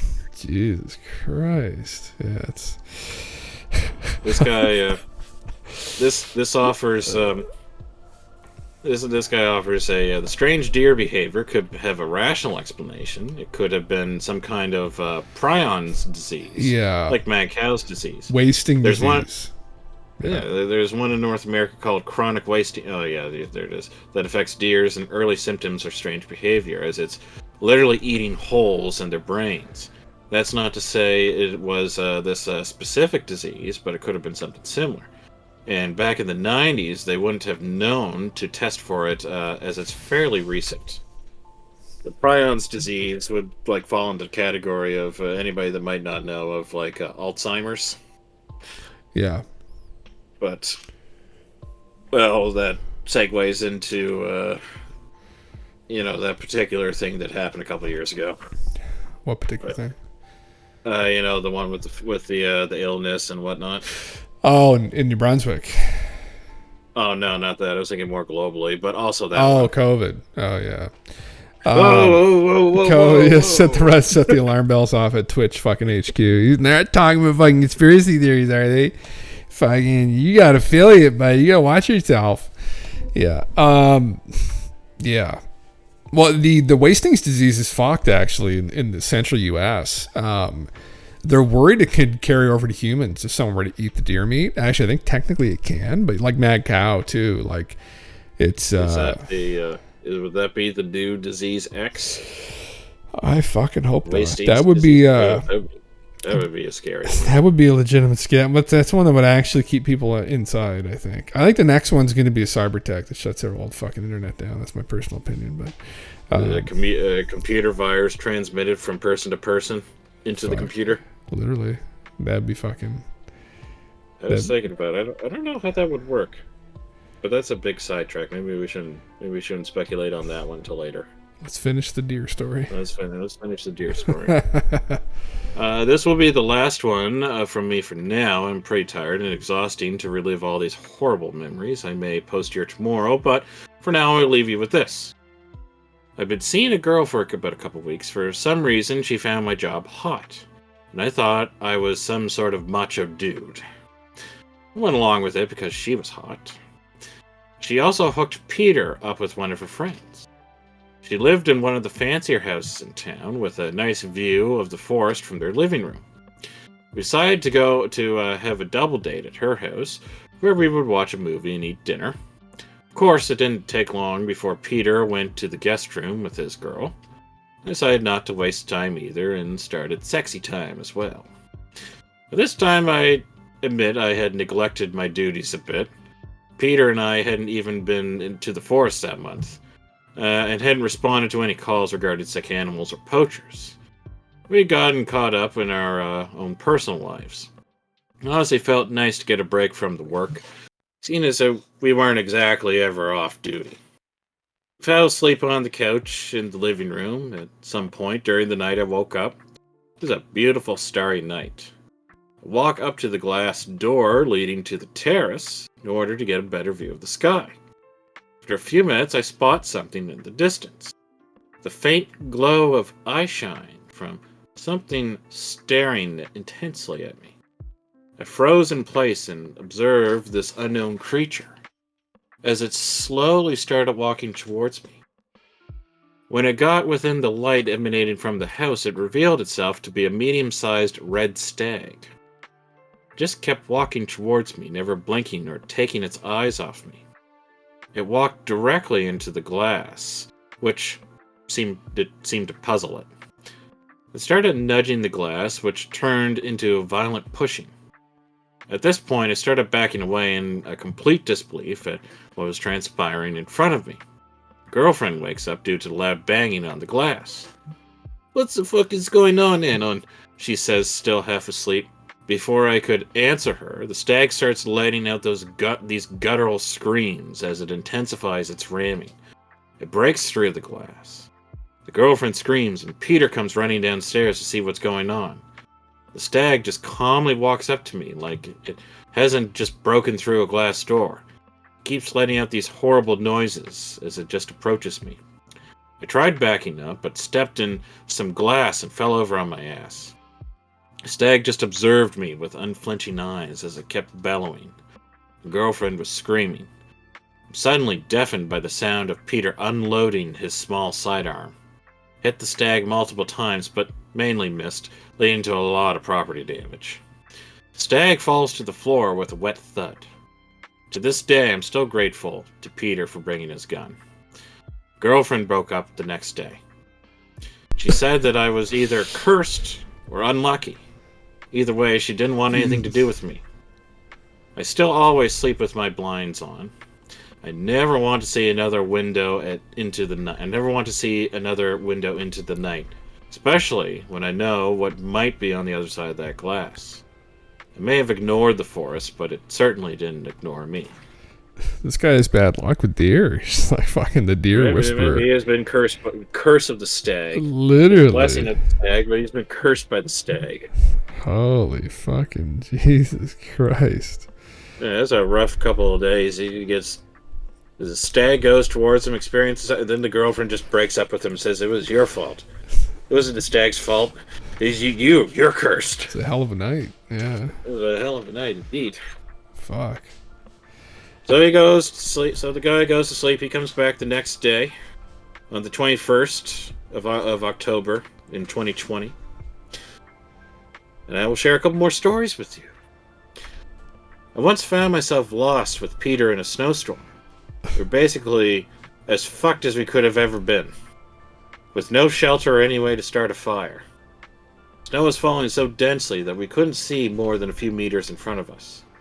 Wind was so cold that my lips started bleeding. We drove around for what felt like an eternity until we came upon an old decrepit hunting cabin. We had difficulty dismounting our ATVs because our clothes were frozen solid. I still remember how Peter was shaking and clacking his teeth. The cabin was completely empty, but had a simple fireplace and some semi-dry wood. As we sat there, slowly warming up by the fire, we had a moment of absolute dread, and we realized that we might actually fucking die. We had no idea how long the storm would last, and there wasn't a whole lot of wood for us to burn. Peter then rose to his feet and muttered, "Fuck it, wait here then." He went outside and returned a few minutes later with an axe. For a brief second, I legitimately wondered if he was going to put me out of my misery. To my relief, he started beating the ever-loving shit out of the floorboards. "Use this as firewood. You should keep the fire going for a while longer." Bless you, Peter, and your demented brain. In the end, We probably burned about half the cabin's floor, which revealed more and more of the cold dirt underneath. And of course, there happened to be the remains of a couple people down there. Oh, Jesus. We were waiting out the storm, stuck in the fucking murder cabin. The remains looked very old, fortunately, just dusty skeletal remains. Seriously debated whether we should leave or stay. We decided to stay because we'd have a better chance of survival against a psycho Russian killer than the storm. At one point, I swear we had heard someone approaching the cabin, only to run away into the wilderness. Oh, God. It makes no sense, because only a mentally deranged... I can't say that word. Mentally deranged person would have the balls to wander around out there. Then again, we were in a cabin with a corpse under the floorboard. We sat with our rifles ready just in case. After a long while, the storm started winding down. We emerged from the cabin, dug our ATVs out of the snow, and made our way back to town. Navigating was a lot easier now that we could see where we were going. Immediately went to the police station. They were surprised to see us since they had already reported us missing or dead. We told them about the cabin and agreed to show them the way the next day. I slept for about 14 hours after soaking in a tub of hot water. It was the best sleep I've ever had. We met up with the officers and led them through the forest to the cabin. It was gone. There was no trace to be found of it whatsoever. Trails left behind from our ATVs were still very clear, and even the spot where we dug them out. But the cabin was just not there. There was a clear area where it had been, but there was nothing but a fresh layer of snow. The officers looked irritated and said that we were wasting their time. Said that we must have been hallucinating or that we drank too much of Peter's homebrew. It still makes no sense to me. Never found an explanation. That's very Is interesting. the cabin just up and going? Holy smokes! I Maybe wonder. that was like Yeah. maybe that was like a hypothermia. Oh, Isn't that well, like a they side would effect of hypothermia. They would have been dead though. Yeah, That's the other. Well, that's the other thing too. Is like, wouldn't they have died? Could have been maybe another. They got thrown into like another reality. Maybe, who knows? Maybe there was a shift that happened. Maybe that shit happens all the time. We just don't realize it. That you know, Drop in and out of different, you kind of drop into some other like timeline occasionally, and things are slightly different. And that storm, maybe something had happened. It was like some electromagnetic storm or something. It was like the Mandela effect, I think. Maybe, yeah, something like that. Yeah. That'd be one to do a Skiz0 Sunday about the Mandela effect. Actually, yeah, we've kind of talked about it before. Yeah. Some smack had just been knocking on my door for drugs. 1:30 a.m. Holy fuck! But Good God.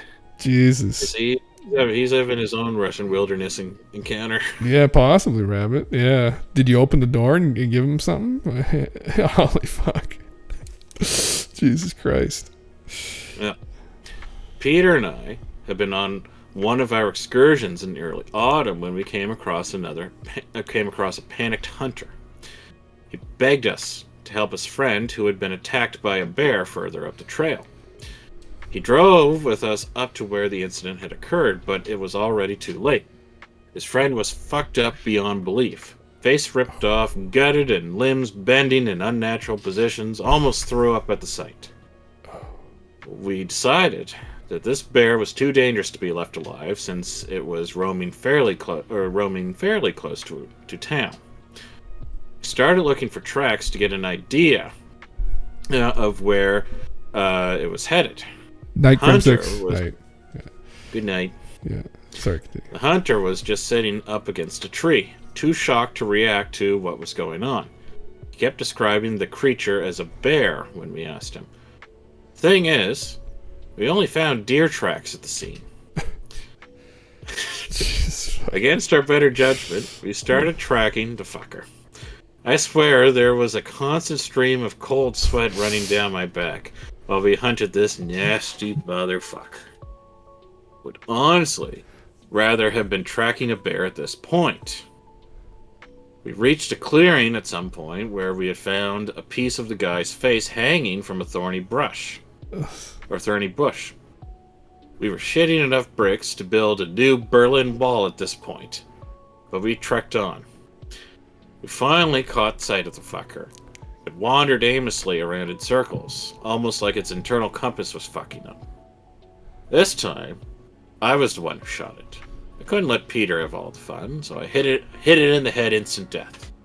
Chunks of flesh were still hanging from its antlers. Jeez. We had to collect the individual pieces and put them in a plastic bag so that we could deliver it to the morgue with the rest of the body. We gagged as we did it. It was so fucking horrible. Ended driving the shocked hunter back with us so that he could deliver his testimony. "Why did you tell us it was bear?" Peter asked him. "You would never believed me," he answered. "If only you knew." Holy shit, that's fucked. Oh, it's one of those things. Like, listen, like, I mean, we live in a place where there's a lot of deer. I see stags regularly with huge horns just in suburbia walking around. And people are just out with their kids, just, oh, look at the cute deer. And I'm always thinking, like, those motherfuckers would just absolutely gut you if they ran at you. Like, you'd be fucked. Any of the stags would. Yeah. Absolutely. You approach a stag, they will charge you. Charge you. Just a quick story. Me and DM Leak, if DM Leak is still in here, we were out years ago. So we go out on these journeys, and we go and, you know, we indulge in some of the devil's lettuce, and we just go and get fairly sauteed and just walk around and talk. And I remember this is like probably peak sauteed. At one point, we were in this commons area where we are from. Galentv probably knows where I'm talking about. Oh, yeah. And we looked over, and we were about to cross the street, and literally right beside us was this huge fucking stag, like huge horns. Like, I don't know how many points it was, but is it 3 points? Is that what they call when it's got like 6 like points? It was a big fucking deer, and it was just staring at us. And I remember that's the only time I've ever been properly scared by a deer. And obviously, like, you know, pretty fucked up. I was just like, well, we were both frozen. And, you know, DM Leak had some experience hunting these animals. I've never hunted in my life, so I have no fucking idea. And then it put its head down and backed up, and I was like, ah! So we just gently just walked across the street. Like, I was about ready to, like, scream like a girl. It was fucked. Anyway, I thought of that as soon as he brought up the first deer story. I thought I'd tell that before I forgot. But that I'd had an encounter with one up close and personal. Like, and they're fucking big. When you're right beside them, like, they can be fucking big. Oh, yeah. Yeah. Man, he was getting ready to charge. That deer back, head down, backed up. It was either getting ready to charge or it was submitting. But if it was as big as what you're saying, he was getting ready for combat. Well, it was kind of going like... It was doing that whole deal, like, with its head down. So, yeah, I think either that or... Yeah, he was getting ready. He was like, who the fuck are you guys? Essentially. So... Yeah, who knows? Well, on to the next story. Now, there's a nice little picture of a frozen boar here, it looks like. It's huge. It's a big boar, actually. Yeah. Holy cow. I just saw the person in the background. They're dangerous as fuck, too. Wild boars, I guess, will gore the fuck out of you. Like, they're massively dangerous, I've heard. Yeah. Anyway. Well, let's see what story we get here with it. Peter and I were hanging out in his apartment one night, sharing stories and drinking. Sat out on his small balcony and smoked when we got a call from the police station. There had been strange sightings of large animal, presumably a bear, roaming the area. Some locals were pretty spooked and had reported it to the police. Of course, it fell under our jurisdiction. We decided that we could check it out in the morning. We didn't feel like chasing some large unidentified creature while we were half drunk and the sun had gone down. Sit for a few more minutes, just chatting, when a deafening screech echoed out from beyond the tree line. We were silent for a couple minutes. "Fuck me, that was loud," Peter said. "No shit, jackass." We decided to check it out. Operation Half-Drunk Russians Packing Heat commenced. Fuck yeah. We wandered around aimlessly, randomly pointing our flashlights and rifles around in the dark. "You've got to be fucking kidding me," Peter shouted. He had found large cloven hoofprints. Or footprints, frig. "Don't tell me. This is another fucking deer, I swear to God." He sounded both angry and scared shitless. It's rustling behind us. We both instantly turned and aimed at the sound. 2 glowing eyes reflected our flashlights. It let out a loud fucking squeal and charges at it. We both lit it up while we shat our pants. It's a boar. A fucking boar. It was so fucking big that we initially thought it was a bear. So the pic related is eerily similar to the bastard we shot. At least it wasn't a fucking deer," I said.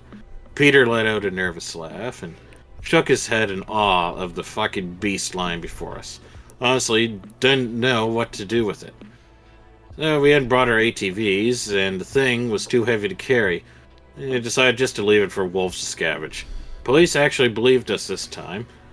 "Some of the hogs out there can grow into enormous sizes. You're lucky it didn't get you."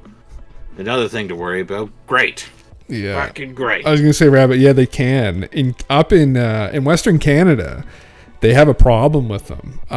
So people, when you take a domesticated pig, I didn't know this, but domesticated pigs, if they get out into the wild, what happens, for whatever reason genetically, they revert back into a boar.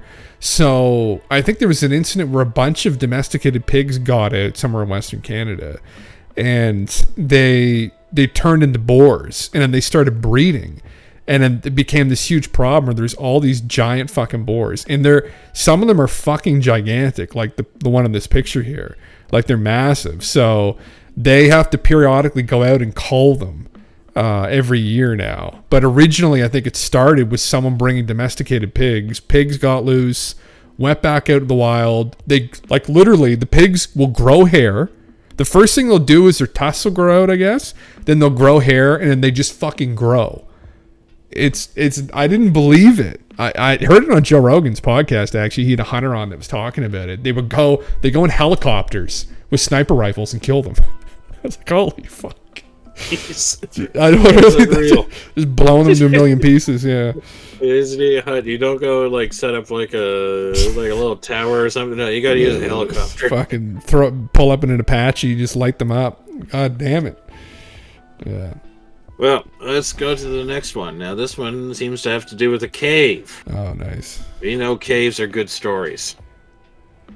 Most people don't know this, but there's loads of unmapped, unexplored cave systems all around Russia. This is also the case for where I lived.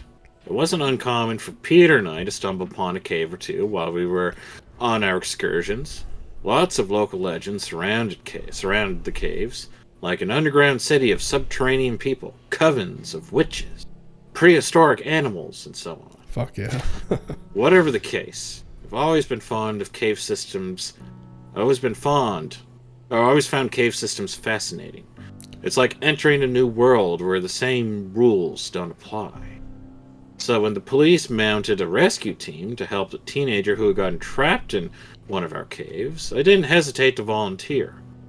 At this point, Peter and I were respected and well liked with the police. They trusted us and included us in some of their work.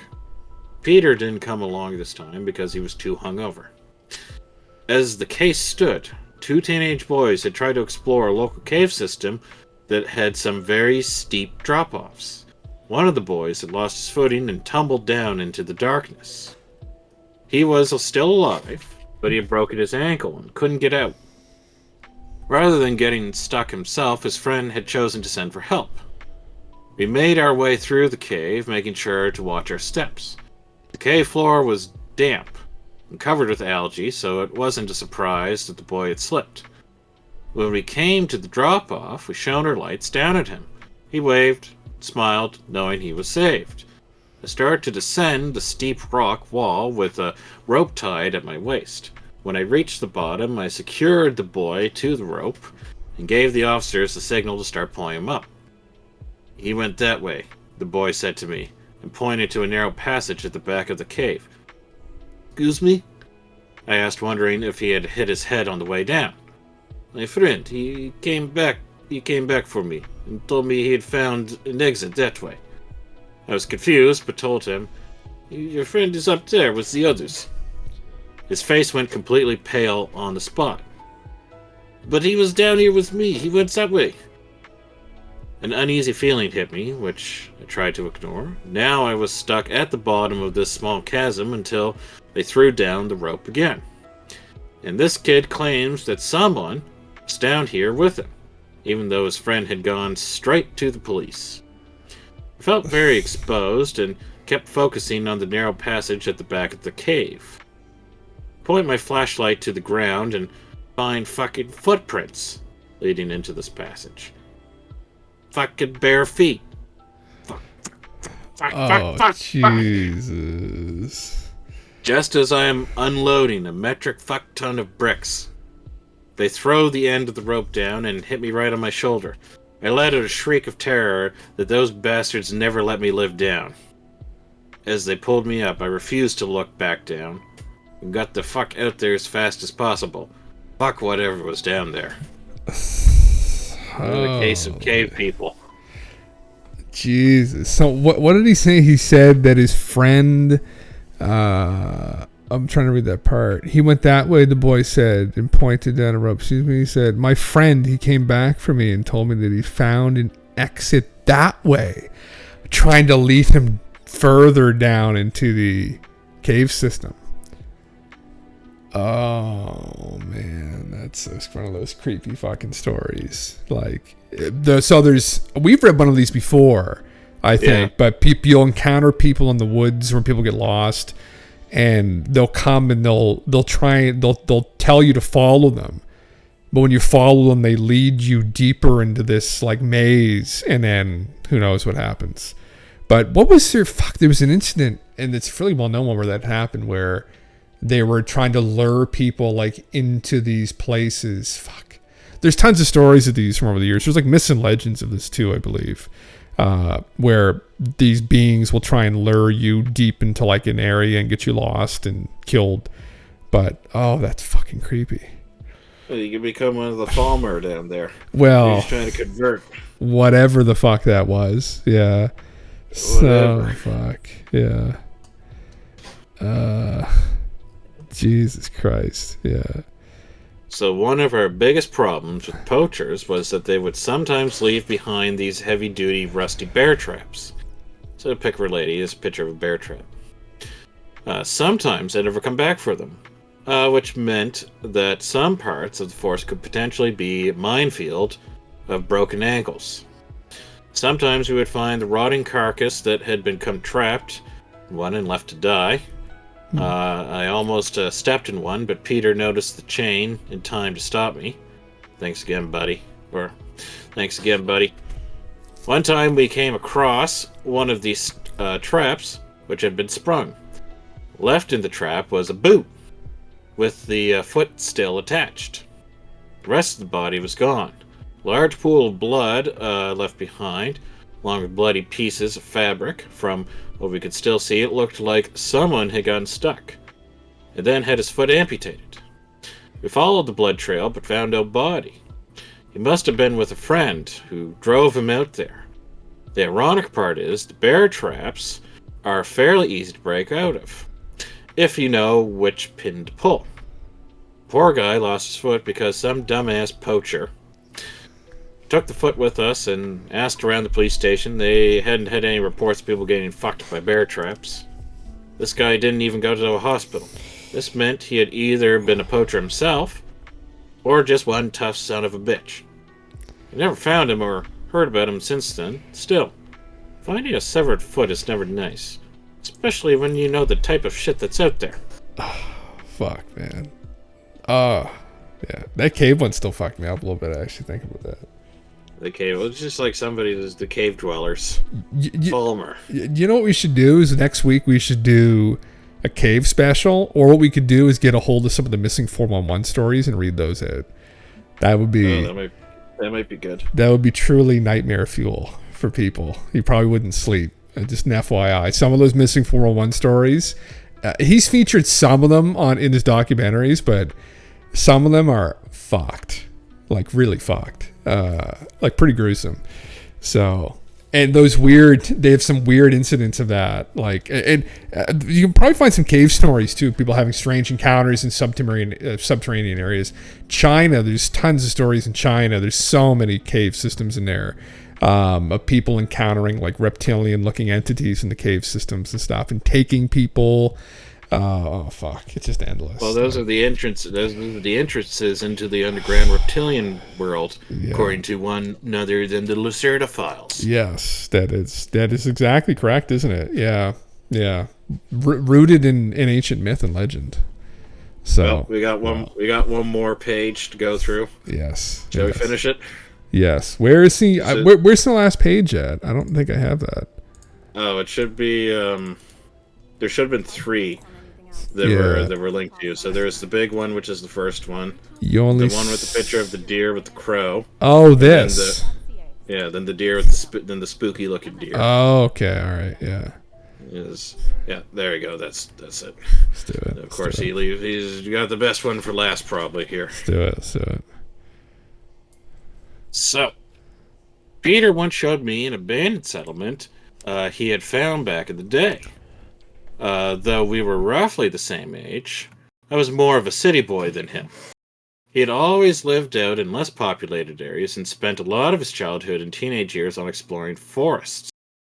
He rarely talked about his childhood, mainly because of his alcoholic father who beat him and his mother. But he trusted me, and sometimes opened up after a bottle or two. To him, exploring the wilderness was a way to escape from his dysfunctional home, which is why he had a pretty good internal map of the place. We drove for a couple hours until we arrived at the settlement. They looked rotten, old as hell. Most of the buildings were made of wood that was ready to collapse at any second. Some are made of your typical Soviet concrete and looked about as stable as our economy.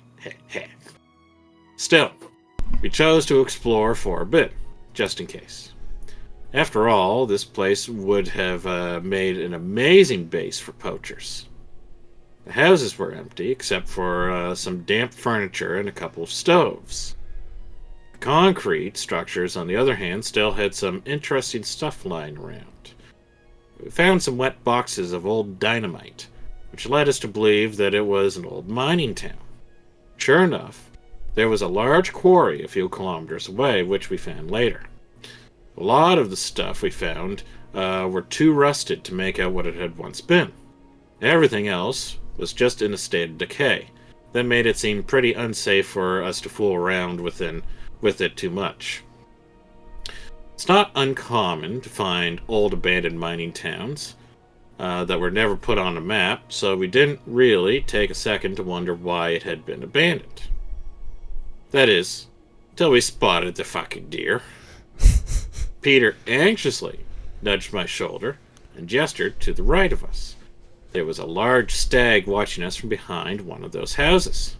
The more we looked around, the more deer we noticed. There were maybe 10 or 12 of them, just observing us. Jesus Christ. The guy noted, "Congratulations, Siberian Anon. You've officially made me shit scared of deer." Holy fuck. They didn't seem threatened by us, but rather they were making sure we were on our way out of there. We slowly approached our ATVs as these fuckers just followed us silently, never blinking or making a sound. When we got to our ATVs, we debated whether or not we should light them up. But we decided against it because we didn't want a herd of bloodthirsty demon deer charging us. We just started driving away, counting ourselves as lucky, seeing as they hadn't decided to fuck us up. I remember looking back once we were about 100 meters away or so and seeing well over 20 deer standing there, motionless. "Fuck that!" Peter shouted as we raced out of the area and back to town. We never went back, but often talked about it. He firmly believed that the deer had something to do with the settlement being abandoned. I'm not so sure, but I definitely don't think it's out of the question. Fuck deer and their mysterious fucking ways. Jesus Christ. There's a nice little picture of a nice stag over there. Yeah. To the side. Demon. There's a big boy. That looks like a fucking elk. Yeah. It is an elk, yeah. I gotta be honest, I don't know the distinction between an elk, deer, and like reindeer and whatnot. I'm not an expert either, but yeah. Other than that, I assume some are bigger than the other ones. Yeah. Yeah. Yeah. At this point, the police knew of our various encounters. They didn't really believe us, but they still respected us enough to not mock us. After all, we had retrieved quite a few bodies for them that had been fucked to death, or that had been fucked to high hell by deer. Fucked to death, yeah. Oh, fuck. It gets fucked to death by deer still, but technically. That all changed when one of the officers, one of my friends, had gone missing. He had responded to a call about some kids that had claimed to have been stalked by a strange old man while they played in the forest. For some reason, he had gone out there alone to investigate. That was 16 hours ago. Nobody had heard from him since. Peter and I helped with the search, since we both knew him quite well. Hours of searching yielded nothing. Then someone found his handgun lying on the ground. It had been fired twice, but we couldn't find the bullet casings. One of the officers had brought a search dog. It took a few whiffs of the gun and started darting off into the woods, obviously tracing something. We followed as best we could, but the damn thing was fast as fuck. Suddenly, the woods were filled with the sound of aggressive barking and whining. We arrived at the spot where the dog had gone and found, big surprise, a fucking deer. From one of its antlers hanged the lifeless body of the officer. It had impaled him through his throat and out the mouth. It was so fucking grotesque that I still get a lump in my throat when I think about it. Jesus. He was my friend, and that fucking deer killed him. It stood completely still, its head weighed down by the officer. The dog whimpered and snarled at it, but didn't move an inch closer to it. One of the police officers shot at it, which caused us all just to light it the fuck up. Retrieving his body still stands clear in my mind as one of the hardest things I've ever done.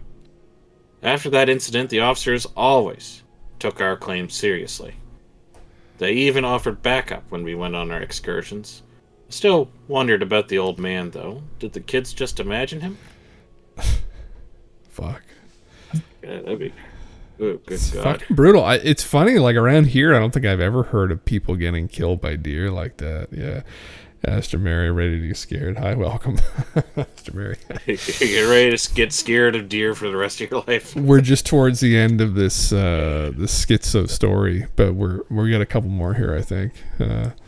Dear God. Peter still insisted that something supernatural was manipulating the deer, making them aggressive and batshit insane. I still leaned more towards the theory that the deer are just, by their very nature, batshit insane. At one point, we were checking out a potential poaching camp.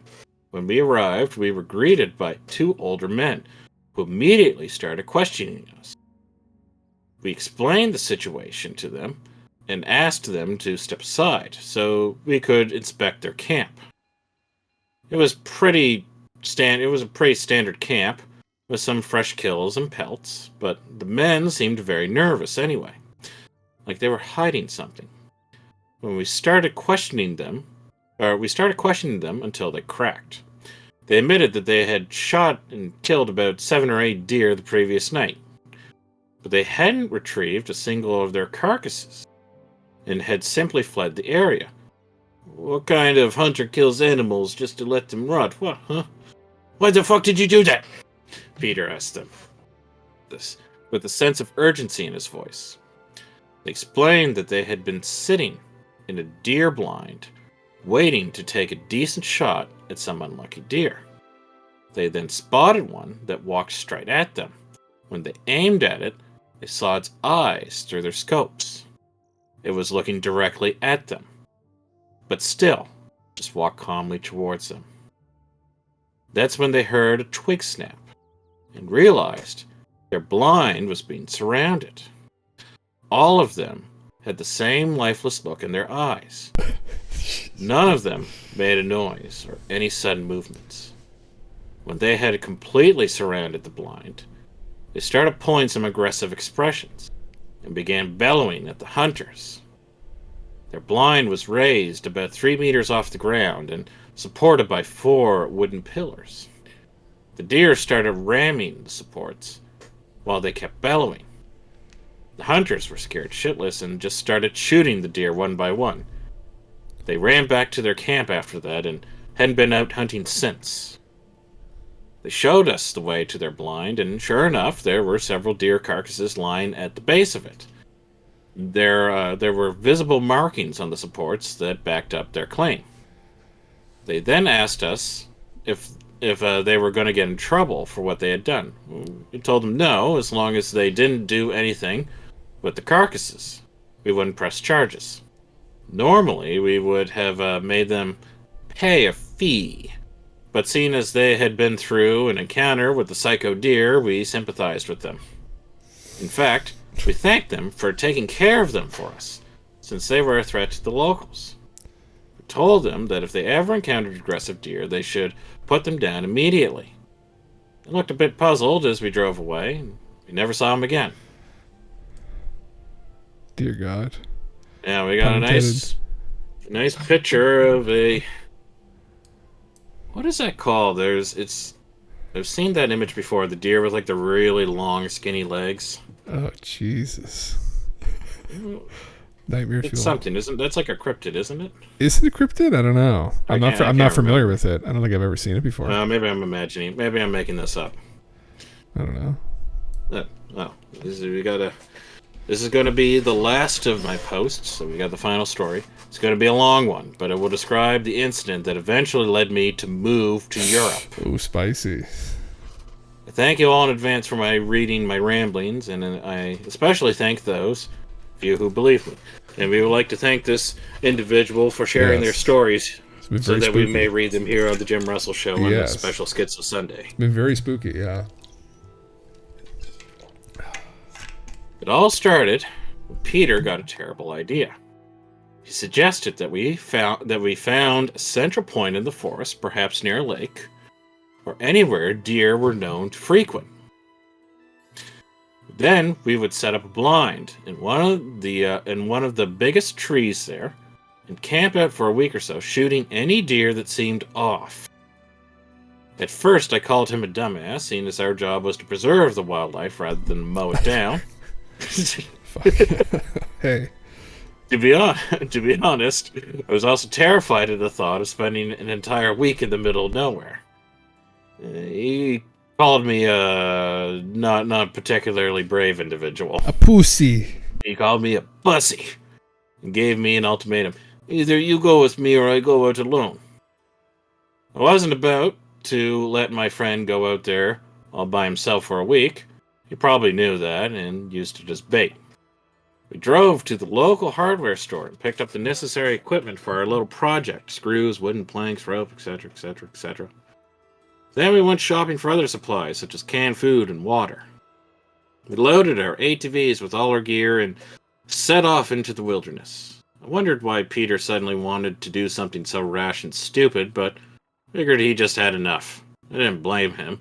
The weird thing was, though, we'd actually not experienced anything unnatural for almost half a year up until that point. Part of me wondered if he actually wanted to seek it out for some reason. He never told me why he decided to lead this particular expedition crusade, this particular expedition against the deer, but I still went with him so that we could watch his back. We eventually found a pretty large lake surrounded by big, beautiful trees. It was early August, so we weren't in any danger of freezing to death while we slept. We started building our blind, which ended up being more of a wooden platform, 5 or 6 meters above ground with a great view of the lake. By the time we were finished, the sun was setting. We had seen no sign of wildlife. We built our blind, but figured it was due to the amount of noise we made. Plan had one huge flaw that we had failed to realize: the mosquitoes. We had no cover, and were placed right next to the goddamn mosquito capital of fucking Russia. We caught no sight of anything strange the first night except for each other's swollen faces. At dawn the next day, we awoke to the sound of something splashing around in the water. We peeked over the edge of our blind and saw a doe, along with 2 fawns. We observed them for about 15 minutes before we determined that they were pretty normal. Similar incidents happened every once in a while for the first couple days, nothing out of the ordinary. I felt relieved, and I wondered if they had migrated to some new place, planning on terrorizing some new rangers. But for some reason, Peter seemed extremely tense, and would curse under his breath. "Hey, Peter, what the fuck is going on, man?" He looked at me with a hollow expression and sat up beside me. He explained that he had been having nightmares about the deer. He felt that if he killed some of them, he could prove to himself he had nothing to fear. Oh my. Poor guy hadn't had a decent night's sleep in well over a month at that point. He almost started crying while he told me these things, which really showed me how close this guy was to the edge. I had to help him, so I stayed with him and kept a lookout while he took a nap. I hadn't told him anything, but I had actually been looking into how much it would cost to move away from Russia. I hadn't said anything because I wasn't really planning anything. Besides, I didn't feel like I could just leave him behind. I kept an eye on our surroundings for several hours, and almost decided to just lay back and enjoy the view of the lake, when I heard something approaching to our left. Out of the tree line stepped a lone stag. I waited a bit to see if it would behave strangely before I woke Peter up. It bowed its head and motioned as if it had started drinking from the lake, even though it wasn't anywhere near the lake's shore. That was more than enough proof for me, and I slowly shook Peter until he woke. Instantly crawled over the edge and looked at the deer, grinning with some sort of sadistic satisfaction. He aimed at it with his rifle and fired, a direct hit to the chest. He let out a sigh of relief and started laughing. We heard the sound of several animals walking around within the tree line, but never saw one of them. It almost seemed like that lone stag had been bait. To see how we would react. This only fueled Peter's paranoia. He was practically trembling with fear every time we heard something wander around the tree line. Sometimes a deer would approach on the far side of the lake, but no matter how many times Peter and I shot at it, we never hit it. At night, our main source of light was a lantern that ran on petroleum. Part of me always suspected that it was a horrible idea to use that blind made of dry wood. The 5th night into our crusade, shit hit the fan. Jesus Christ. We kept spotting the eye shine of several animals, but every time we looked through our scopes, there was nothing. It felt like they were toying with us. Peter started firing shots in the air, trying to deter the creepy fuckers from whatever they were doing. But of course it didn't work. I picked up the lantern and raised it higher in order to illuminate the ground better. When I stood up, I get lightheaded and fall over. I drop the lantern, which in turn starts a goddamn inferno. We abandoned everything and just descent down our rope. My rifle was up there, along with most of my favorite gear. As we stood there in the night, the blazing blind illuminated a lot more than the lantern had. I still shudder at the thought The largest flock of deer I'd ever seen were standing in the tree line. All of their eyes were lit up from the flames, giving them a hellish appearance. Peter is practically hyperventilating at this point and makes a dash towards our ATVs. We hit the ignition and get the fuck out of there.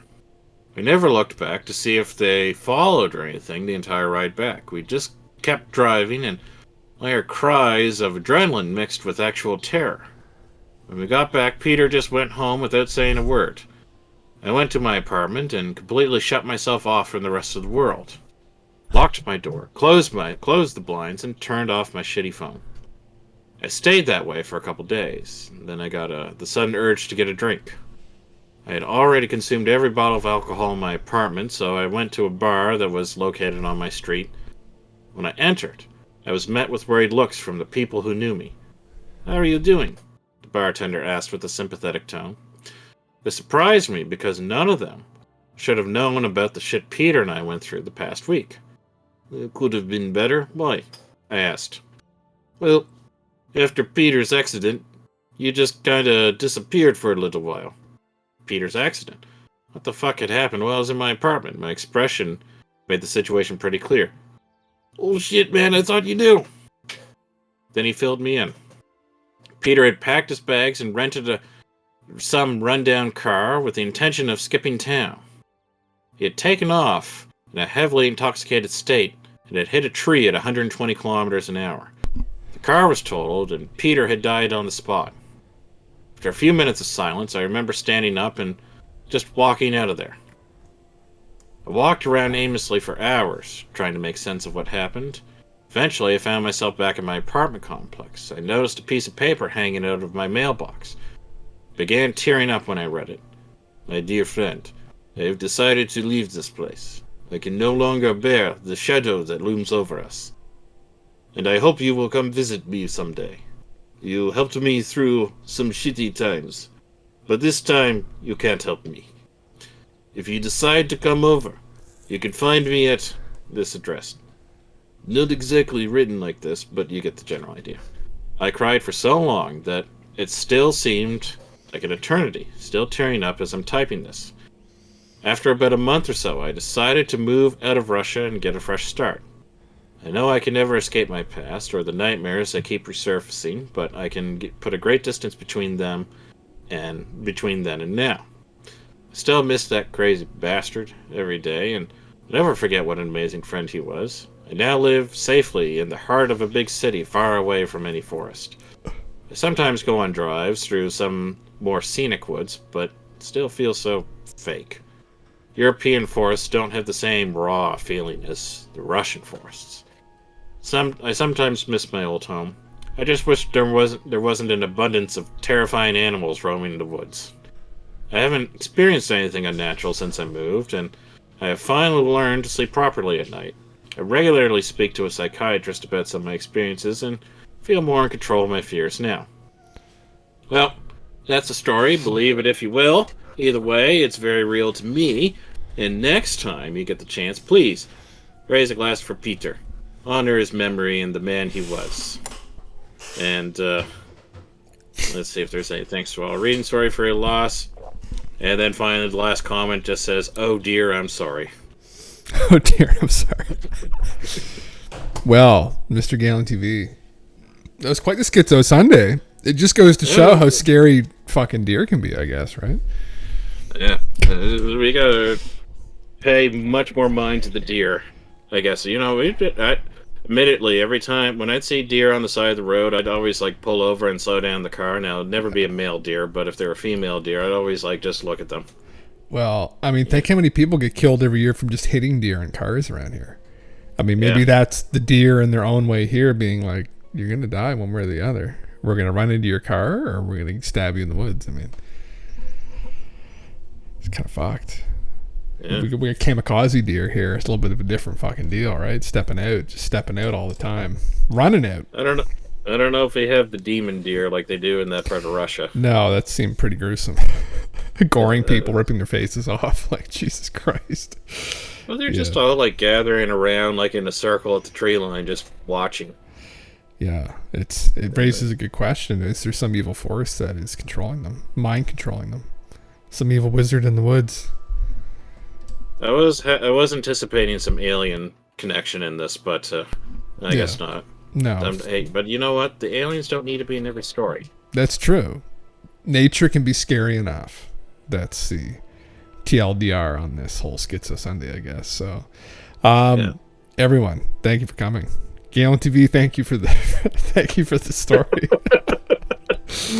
Jesus Christ. That went far longer than I thought it was going to. I didn't realize there was just. I knew it was long, but I didn't think it was that long. It was pretty well written though. It was good. It's another one of those examples of like that. That was pretty fucking good. Sad ending. Obviously, his friend flies through the windshield at 120 kilometers an hour to a tree, but you know, that's just the way it goes sometimes, I guess, in the motherland. So yeah. Well, everyone, until next time, we will see you then. So take care.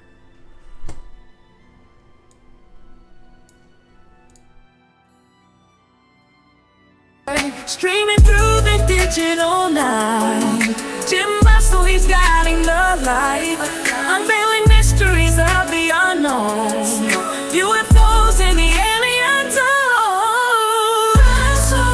He's a man on a mission, exploring ancient secrets, it's his addiction, debating, discussing with his loyal crew.